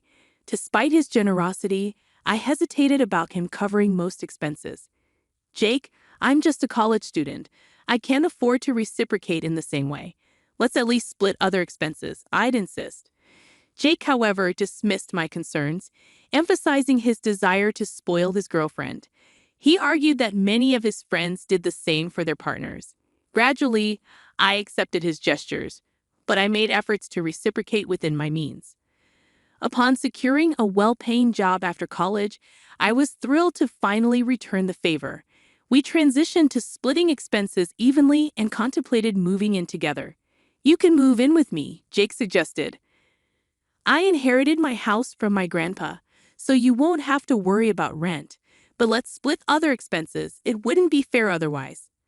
Despite my reservations, Jake reassured me that he wanted to take care of me. However, we agreed to divide other costs more equitably, considering the difference in our incomes. Everything appeared to be going well until I finally had the opportunity to meet Jake's family, who resided in a different state quite far from us. Jake, caught up with work commitments, couldn't join them, so I was left to welcome his parents and sister on my own. Prior to this meeting, Jake warned me about their occasional judgmental nature, offering a vague heads-up without elaborating. He simply advised me to play along and ignore any potentially hurtful comments. Despite my reservations, I approached the situation with optimism. However, any shred of positivity quickly evaporated upon their arrival. When Jake's parents and sister landed, they appeared visibly annoyed, a stark contrast to the warm reception I anticipated. As we gathered for a conversation, it became evident that they held a negative opinion of me. "So, you're the woman Jake has been seeing. I didn't expect to find you in this house. Do you even pay rent?" Sandra, Jake's mother, questioned with a disapproving tone. "No, Sandra, I don't pay rent. Jake mentioned that the house is fully paid for, but we split all the bills evenly," I explained, hoping to address any concerns. Sandra dismissed my explanation, asserting, "Just because the house is paid for doesn't mean you can mooch off him. This is his house, not yours. Remember that for the rest of your life." The conversation took an uncomfortable turn, especially with Jake's sister, Cassie, who seemed more interested in glaring at me than engaging in dialogue. When I attempted to include her by asking about her life, she responded with irritation, mentioning her marriage to a wealthy billionaire back home. Despite my efforts to bridge the gap, she waved me off, and Jake offered no support, seemingly aligning himself with his family's sentiments. Throughout their stay, Dave and Sandra continued to criticize me. They disapproved of my spending on makeup and skincare, insisting I shouldn't indulge in such luxuries when not contributing enough to the household. Their suspicion that I was relying on Jake's finances intensified, fueled by Jake's occasional unfounded remarks against me. For instance, he casually mentioned, Tina was a struggling student, even when it wasn't entirely true. When we first met, I found myself covering all the expenses, given that Tina had just started a job that didn't quite support her apparent taste for luxury. Confused by Jake's unexpected comments, I reminded him that we split our bills, emphasizing that I lived a simple life before and during our relationship. I clarified that any luxury items I owned were gifts from him, and I even used to scold him for overspending. However, Jake insisted that his status demanded extravagant gifts, and now I see it was more about him boasting to his friends. Their visit left a bitter taste, prompting me to question Jake about the whole ordeal. Unfortunately, he shrugged it off, downplaying the situation. "You're overthinking, Tina. Don't take it to heart. They meant well. What they said was disrespectful. Relax, you're overreacting," he dismissed. Despite my reservations, 6 months later, Jake proposed, and I happily accepted. We planned an engagement party, which we split evenly, balancing my small business on the side. Jake knew about its growth, but never inquired about the income. To me, it was a fulfilling hobby rather than a significant moneymaker. Deciding it was time to treat myself a bit, I opted for a grand engagement party, and Jake supported the idea. We divided the expenses equally, and I even covered the plane tickets for my extended family to attend. However, on the day of the party, criticism resurfaced. "You shouldn't have splurged so much at this party, Tina. You're draining Jake's account before you're even married. At this rate, you'll end up with a backyard wedding. I thought you were financially irresponsible, but it's worse than I thought," they remarked. I firmly declared to Sandra, "The party was extravagant, but we both agreed to it. I paid my share, and it was your son's idea to include everyone. Tina insisted a lot, and I couldn't say no. I don't mind spending, but this party cost us a lot." Sandra retorted, accusing me of manipulating Jake into spending money, claiming he just couldn't say no to me. Cassie joined in, asserting that she knew the kind of person I was and that I should have fought better. Frustrated, I excused myself and sought a moment of respite on the venue's lawn, only to find Cassie and her husband Jim laughing at my expense. It felt like my engagement party was unraveling, with Jake oblivious to his family's judgments. Most of his extended family assumed I was jobless, painting me as a dependent fiancé. My mom, perceptive and protective, noticed my distress and approached. Aware of how hard managing finances could be as a single parent, she urged me to reconsider the engagement, pointing out the ongoing mean comments from Jake's family. After the party, I confronted Jake about the situation. He dismissed it as a joke, expressing his love and stating he didn't care about financial matters. However, I reiterated my desire to contribute, especially towards rent, but he brushed off the suggestion. Wedding planning brought more stress, with Jake's parents criticizing my choices and accusing me of bankrupting their son. I defended myself, stating that we were all contributing to the wedding, including my mom. Sandra's response was harsh, accusing me of robbing her son and insinuating that they expected us to empty the bank account for the wedding as well. I calmly addressed Dave's concerns. "I'm not asking for money, Dave. I'm simply letting you know that we can pay for this wedding just fine." On the day of the wedding, Cassie continued her comments on my dress and makeup expenses, despite my clarification that my mom covered those costs. The ceremony proceeded smoothly, but during the reception, Sandra and Dave couldn't resist bringing up my spending habits and accusing me of bleeding their son dry. Despite their negativity, I chose to keep quiet to prevent them from spoiling my special day. After a few months, Jake received a significant promotion at work, and he wanted to celebrate with a big family dinner. I was thrilled for him and decided to make the dinner extra special by offering to cover all the expenses. "I want this dinner to be extra special, Jake. I'm extremely proud of you, and I want to give you a treat. I've decided to pay for the dinner party completely," I enthusiastically told him. Jake was delighted by my gesture, and I explained that my business was doing well. I had a salary from my job, and I recently gained access to a trust fund from my paternal grandfather. I planned the entire event, ensuring everything was perfect for the celebration. However, when his family arrived, they were visibly displeased with the preparations. Despite positive feedback from others, it soon became evident that his family had issues with the celebration. During the speeches, Sandra stood up and loudly declared, "I thank everyone for gathering here to celebrate my son. He's incredibly hardworking and generous. He deserves this promotion completely." However, his luck just ended there. It's sad that out of all people, he was shackled down by a gold digger. I wish he had the foresight to see what his wife is. Then he wouldn't have to work so hard to fund her luxury life. It's now clear to everyone that his wife is a big spender. From the engagement party to this dinner, she pretty much emptied his accounts. Feeling the weight of the accusations and insults, I took a deep breath and responded, "I feel sorry for my poor boy. I'm glad he had Tina sign the prenup before the wedding.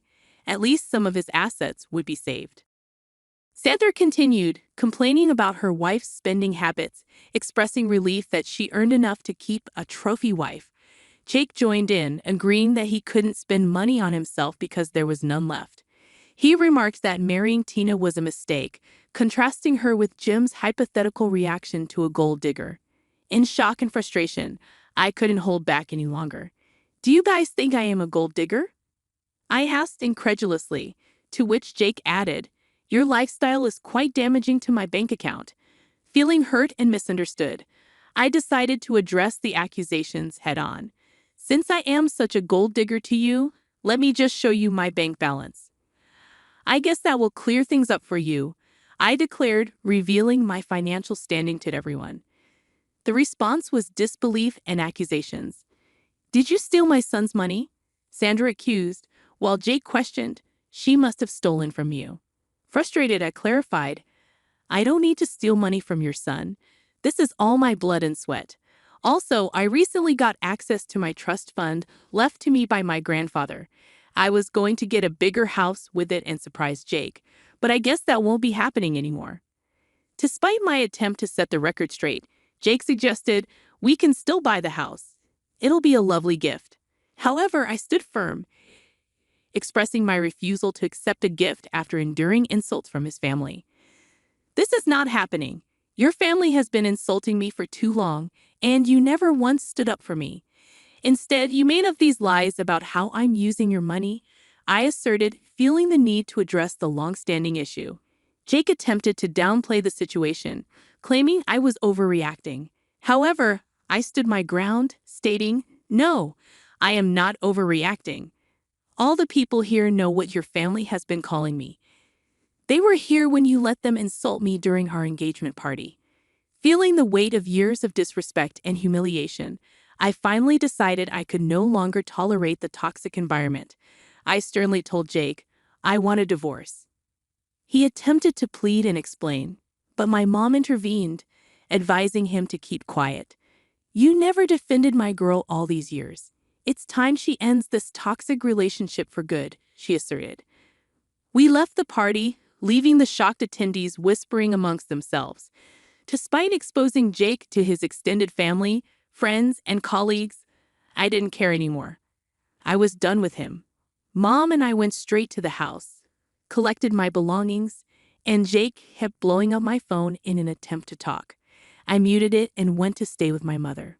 The next day, I contacted my cousin, a lawyer, to draw up divorce papers. With a prenuptial agreement in place, the split would be straightforward, and I wouldn't have to give him any money, despite having more than him now. Jake and his family showed up at my mom's place demanding to talk. Mom firmly told them to leave, and Jake kept trying to contact me, sending a range of messages from sobbing apologies to threatening harm. I stored all the recordings, preparing for a potential restraining order. Despite the emotional turmoil, I found strength in my mother's support. Jake even tried to show up at my office, but security was informed beforehand, promptly removing him. It was then I decided to quit my job. Though well-paying, my booming business meant I no longer needed it, and I wasn't interested in becoming a millionaire. I simply desired a peaceful life with dignity, so I submitted my notice that day and decided to move forward. A week after serving Jake with divorce papers at his workplace, he showed up at my former workplace, only to discover I had already quit. Colleagues informed me about his persistent attempts to send flowers and gifts to my mother's address. We returned the parcels, but the harassment continued, prompting me to contemplate relocation. With my mother's support, I found a perfect house in the next state, offering me a haven away from my ex. Currently awaiting finalization of paperwork, the judge granted a relatively smooth divorce due to the solid prenuptial agreement. During the 6 months of separation, I used the time to gather myself. Once the divorce was finalized, I promptly moved to my new home, changing my number to escape the relentless spam from Jake and his family. I heard Jake's life was in turmoil, blaming his parents for the marriage breakdown. Professionally, he faced a significant setback, with colleagues avoiding him and seniors displeased with the negative publicity in their close-knit community. His parents resorted to spreading rumors about infidelity, but fortunately, these falsehoods failed to gain traction. On the contrary, my life took a positive turn. Focused on enhancing my business and relishing newfound freedom, I started going out and even ventured into the dating scene. Jake's insecurities made me cautious about committing too quickly, but I remain hopeful that with time, I will heal and find someone who truly cherishes me. While Jake's actions caused me pain, the strength gained from overcoming those challenges has propelled me into a brighter future, full of possibilities and self-discovery.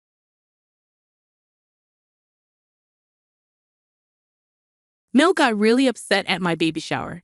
She insulted me and tried to name my baby, but things got out of control and she ended up getting arrested.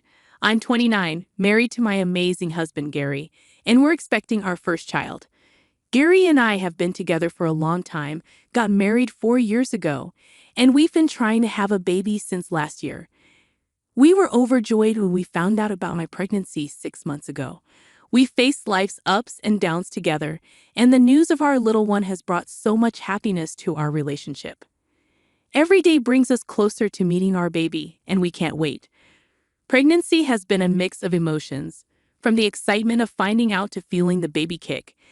Gary has been my support through it all, attending every doctor's appointment, reading parenting books with me, and helping set up the nursery.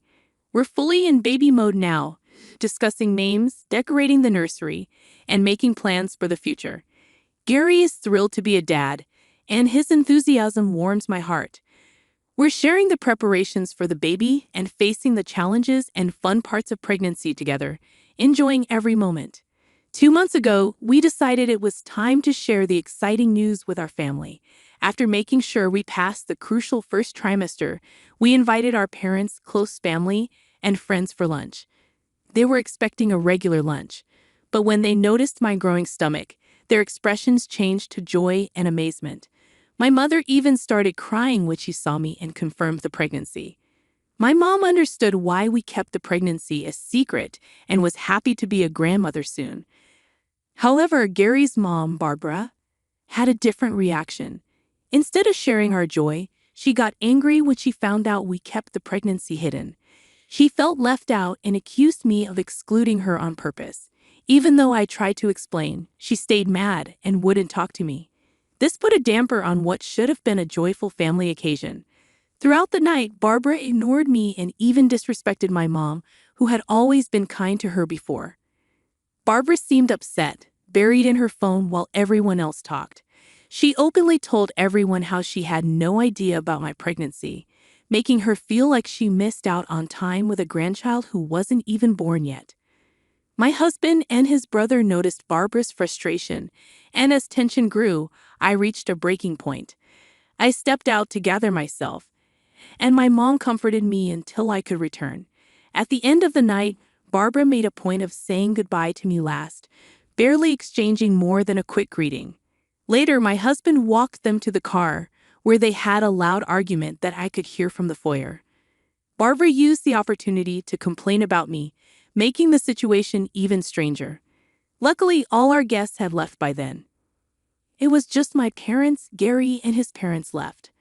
Barbara angrily confronted Gary, expressing disbelief that I had the audacity to keep the pregnancy a secret from her, claiming I didn't consider her family.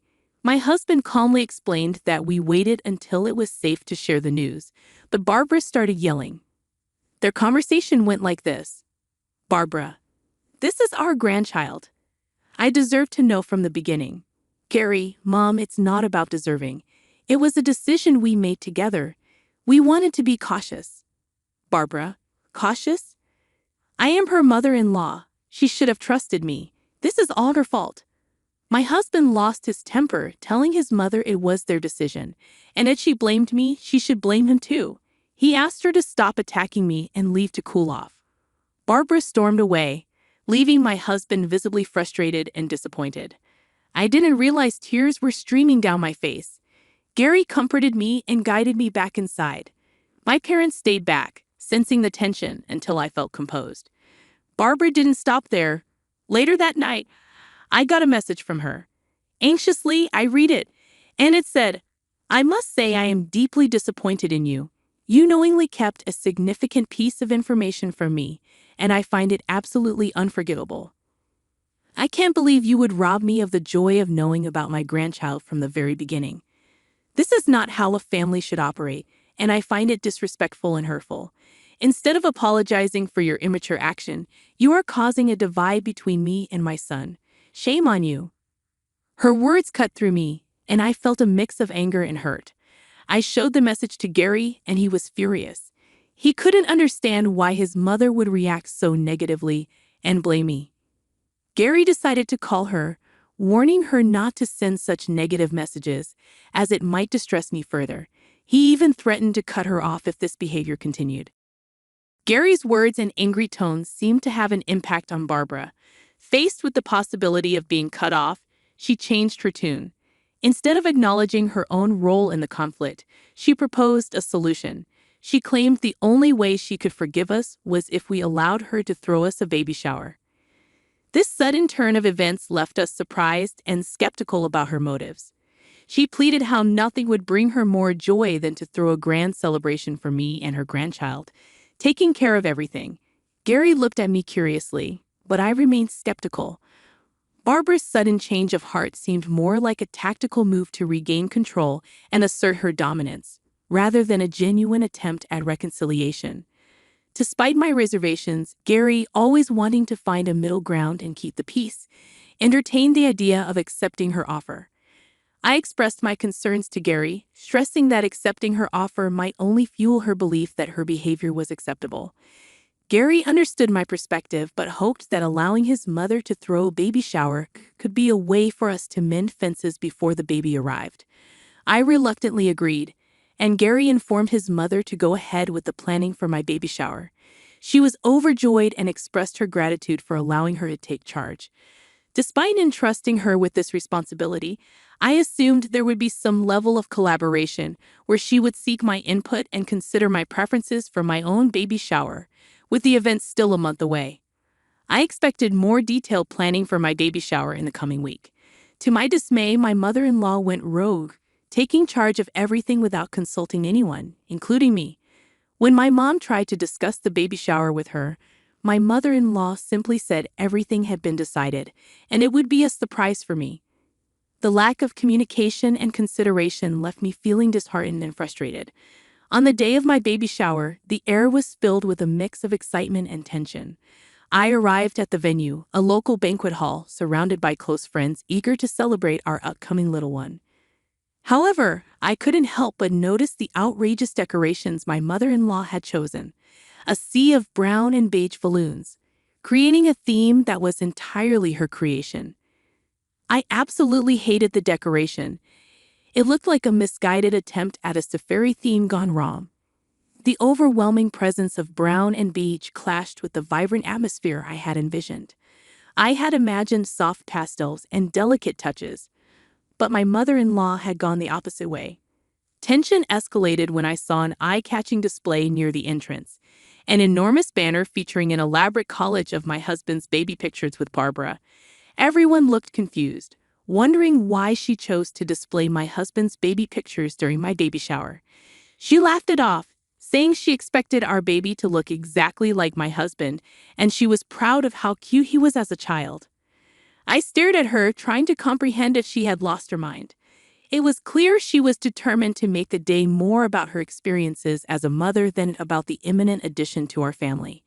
As more guests arrived, their expressions ranged from confusion to polite discomfort.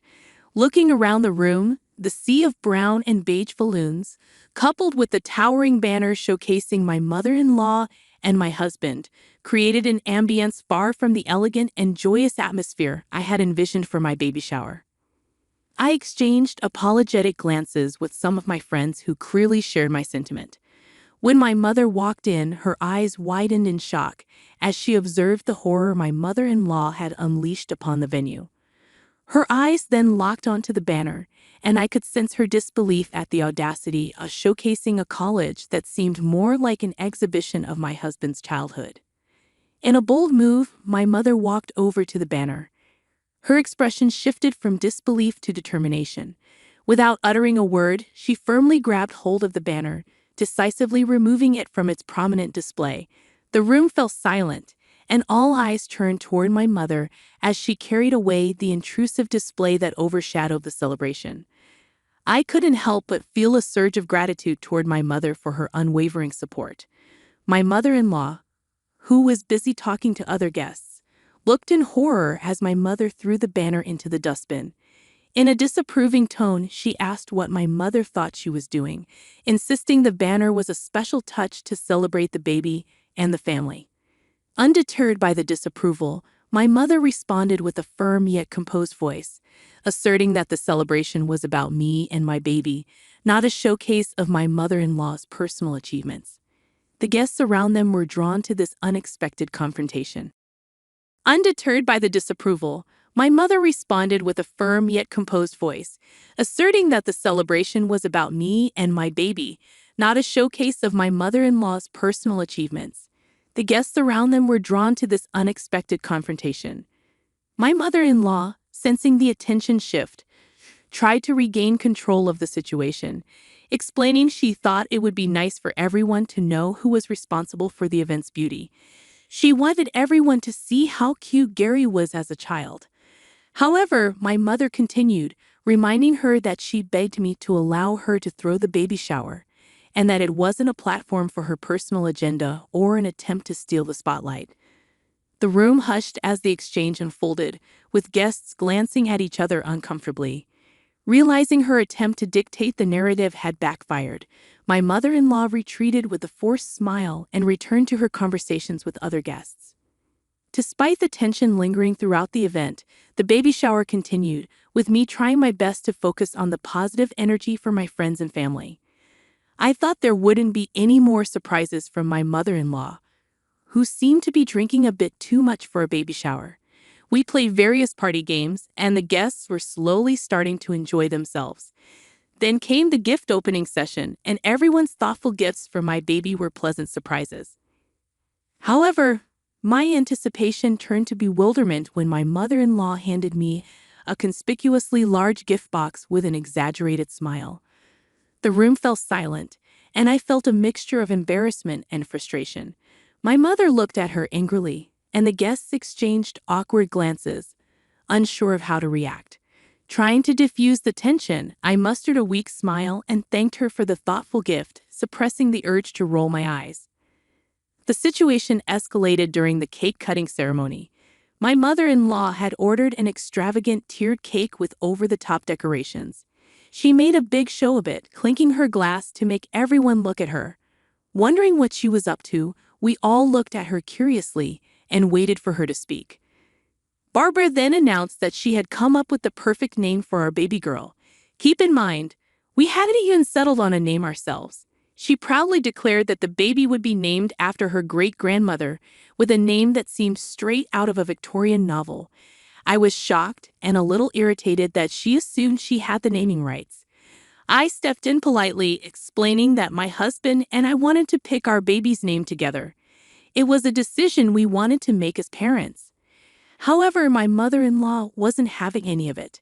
She insisted she had the perfect name, and if I were a good daughter-in-law, I should accept it, given the money she had spent on the baby shower. I was shocked at her sense of entitlement. I firmly stated that only my husband and I had the right to name our baby. Regardless of who hosted the baby shower, this decision was ours alone. That's when my mother-in-law started yelling at me in front of everyone, claiming, I found myself in an extremely difficult situation as my mother-in-law, Barbara, became increasingly aggressive and disrespectful at my baby shower. She insisted that she should have the right to name my baby and criticized my upbringing, claiming I should be thanking her instead of denying her this supposed right. Barbara grew more and more aggressive, pointing her fingers at my face. My mother stepped in as a shield, but Barbara continued to shout, asserting herself as the actual mommy of my baby, claiming that she gave birth to my husband and it was his sperm that impregnated me. Her words were truly disgusting. Despite my mother's attempts to stop Barbara's nasty comments, she just got angrier, insulting me and claiming my mom did a terrible job raising me. It was clear she had too much to drink and trying to talk sense into her was pointless. The situation was getting worse, making everyone uncomfortable. Realizing the escalating situation, I decided I had endured enough humiliation. Trying to salvage some dignity, I walked out with the gifts my friends had generously brought, leaving behind the present my mother-in-law had given me. However, in her intoxicated state, Barbara snatched the gifts back from my hand and tossed them to the ground, accusing me of being ungrateful and a witch who was coming between her and her son. The tense atmosphere drew more attention, and I noticed some people starting to film the incident. To contain the chaos, I asked one of my close friends to politely request people to leave the event. Undeterred, Barbara continued hurling nasty accusations, creating a scene that no one could have anticipated. Frustration turned to anger, and as a last resort, I decided to call the police to remove her from my vicinity, as I was starting to feel extremely unsafe with her aggressive behavior. Yes, you read that right. I had to involve the police at my own baby shower because of my toxic mother-in-law. When the officers showed up, Barbara went into full drama mode, pointing fingers at me and painting me as the mastermind behind the chaotic event. The cops, thankfully understanding, attempted to reason with her. However, being drunk, she resisted their efforts and even started yelling at the police, which didn't work in her favor. The situation escalated to the point where she was arrested on the spot. I left the event with my mother and close friends, all of us shaken up by the unsettling incident. Since this incident, my husband and I have been dealing with the fallout. My mother-in-law is on a full-blown guilt trip, playing the victim card and garnering sympathy from some family members who were not present at the baby shower because they don't live in the same city. My husband, although he understands why I called the cops, thinks I took it a bit too far. He believes that I could have called him or his father for help. So Reddit, am I wrong for calling the cops on my mother-in-law for ruining my baby shower and pretending to be the actual mommy of the baby? Update 1. I am overwhelmed with the response I have received since deciding to post about my baby shower. I would like to thank everyone for supporting my decision to call the cops. I had never witnessed such an aggressive reaction from my mother-in-law before, and the level of aggression she displayed at the baby shower left me genuinely concerned about the possibility of physical harm, especially considering the potential impact on my unborn child. Since the incident, every guest who attended the baby shower has reached out to express their support. Some of them have even shared recordings of the entire debacle, which I intend to show to my husband. My plan is to have a serious conversation with him in the coming weekend about the future with his mother. Update 2. I showed the recording to my husband. As mentioned earlier, my husband and I found ourselves sitting down for a serious conversation about the events that had transpired. I explained to him in detail how his mother's behavior had escalated throughout the entire ordeal, from the hidden pregnancy revelation to the outrageous baby shower. I described in detail the yelling, accusations, and bizarre gifts she presented. I then shared the recordings with him, which he watched visibly horrified. Watching the videos seemed to bring a reality check for him, making him confront the uncomfortable truth about his mother's actions. He started to sincerely apologize to me for underestimating the severity of the situation and acknowledged that I was right in calling the cops. I had no idea they had gotten this bad. I'm so sorry you had to go through all that, he expressed, his face reflecting both regret and frustration. He admitted that he had never imagined his mother could be this toxic, as this behavior seemed so out of character for her. He reassured me that he was on my side and emphasized that my safety and well-being, especially during pregnancy, were his top priorities. We then delved into the underlying issues, discussing how his mother's need for control and validation had overshadowed what should have been a joyous occasion. Gary, grappling with the reality of his mother's actions, shared his own concerns about her behavior and acknowledged that she had crossed a line. I told him that after how his mother had behaved with me in front of everyone, I wanted to cut all ties with her. I continued to tell him that he could have a relationship with her if he wanted, but me and our child would not be a part of her life, at least until his mother went for counseling to deal with her aggressive behavior. Hearing this, Gary expressed that what his mother had done was beyond disgusting, and he was willing to cut ties with her as well. I assured him that he did not have to do any such thing, but my husband insisted that his mother had disrespected me and therefore did not have the right to be in our lives anymore. He understood that his mother's behavior was not just about the baby shower, but might have been a culmination of long-standing issues. Moving ahead, Gary has reassured me that he will personally communicate our decision to his mother, making it clear that cutting her off from our lives is entirely his choice. I have also asked him to warn her that if she decides to show up unexpectedly at our doorstep to force me to accept her back into our lives, then I will be forced to call the cops on her again. Update 3. It's been a month since my last update. To everyone asking, me and the baby are doing okay. I can't wait to meet my child very soon as the date approaches. Since my last update, we have ceased all communication with Barbara. Gary had a conversation with his parents, and his father assured him that he would take the necessary steps to ensure that my mother-in-law understands the boundaries we've set and respects our decision. In the aftermath of cutting ties with Barbara, our lives have experienced a noticeable shift. The absence of constant drama and toxicity has brought about a newfound sense of peace and tranquility in our household.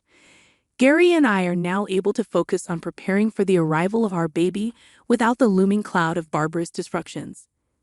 The support we received from friends and family has been invaluable during this challenging time.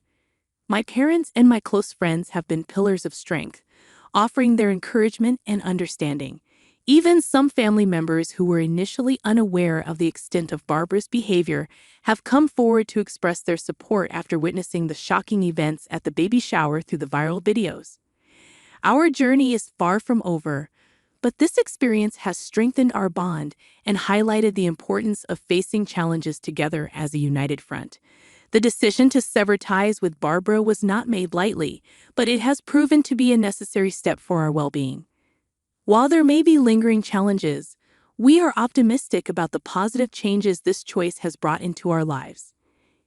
As we eagerly await the arrival of our little one, we are determined to build a loving and supportive family environment that prioritizes the well-being of both parents and child.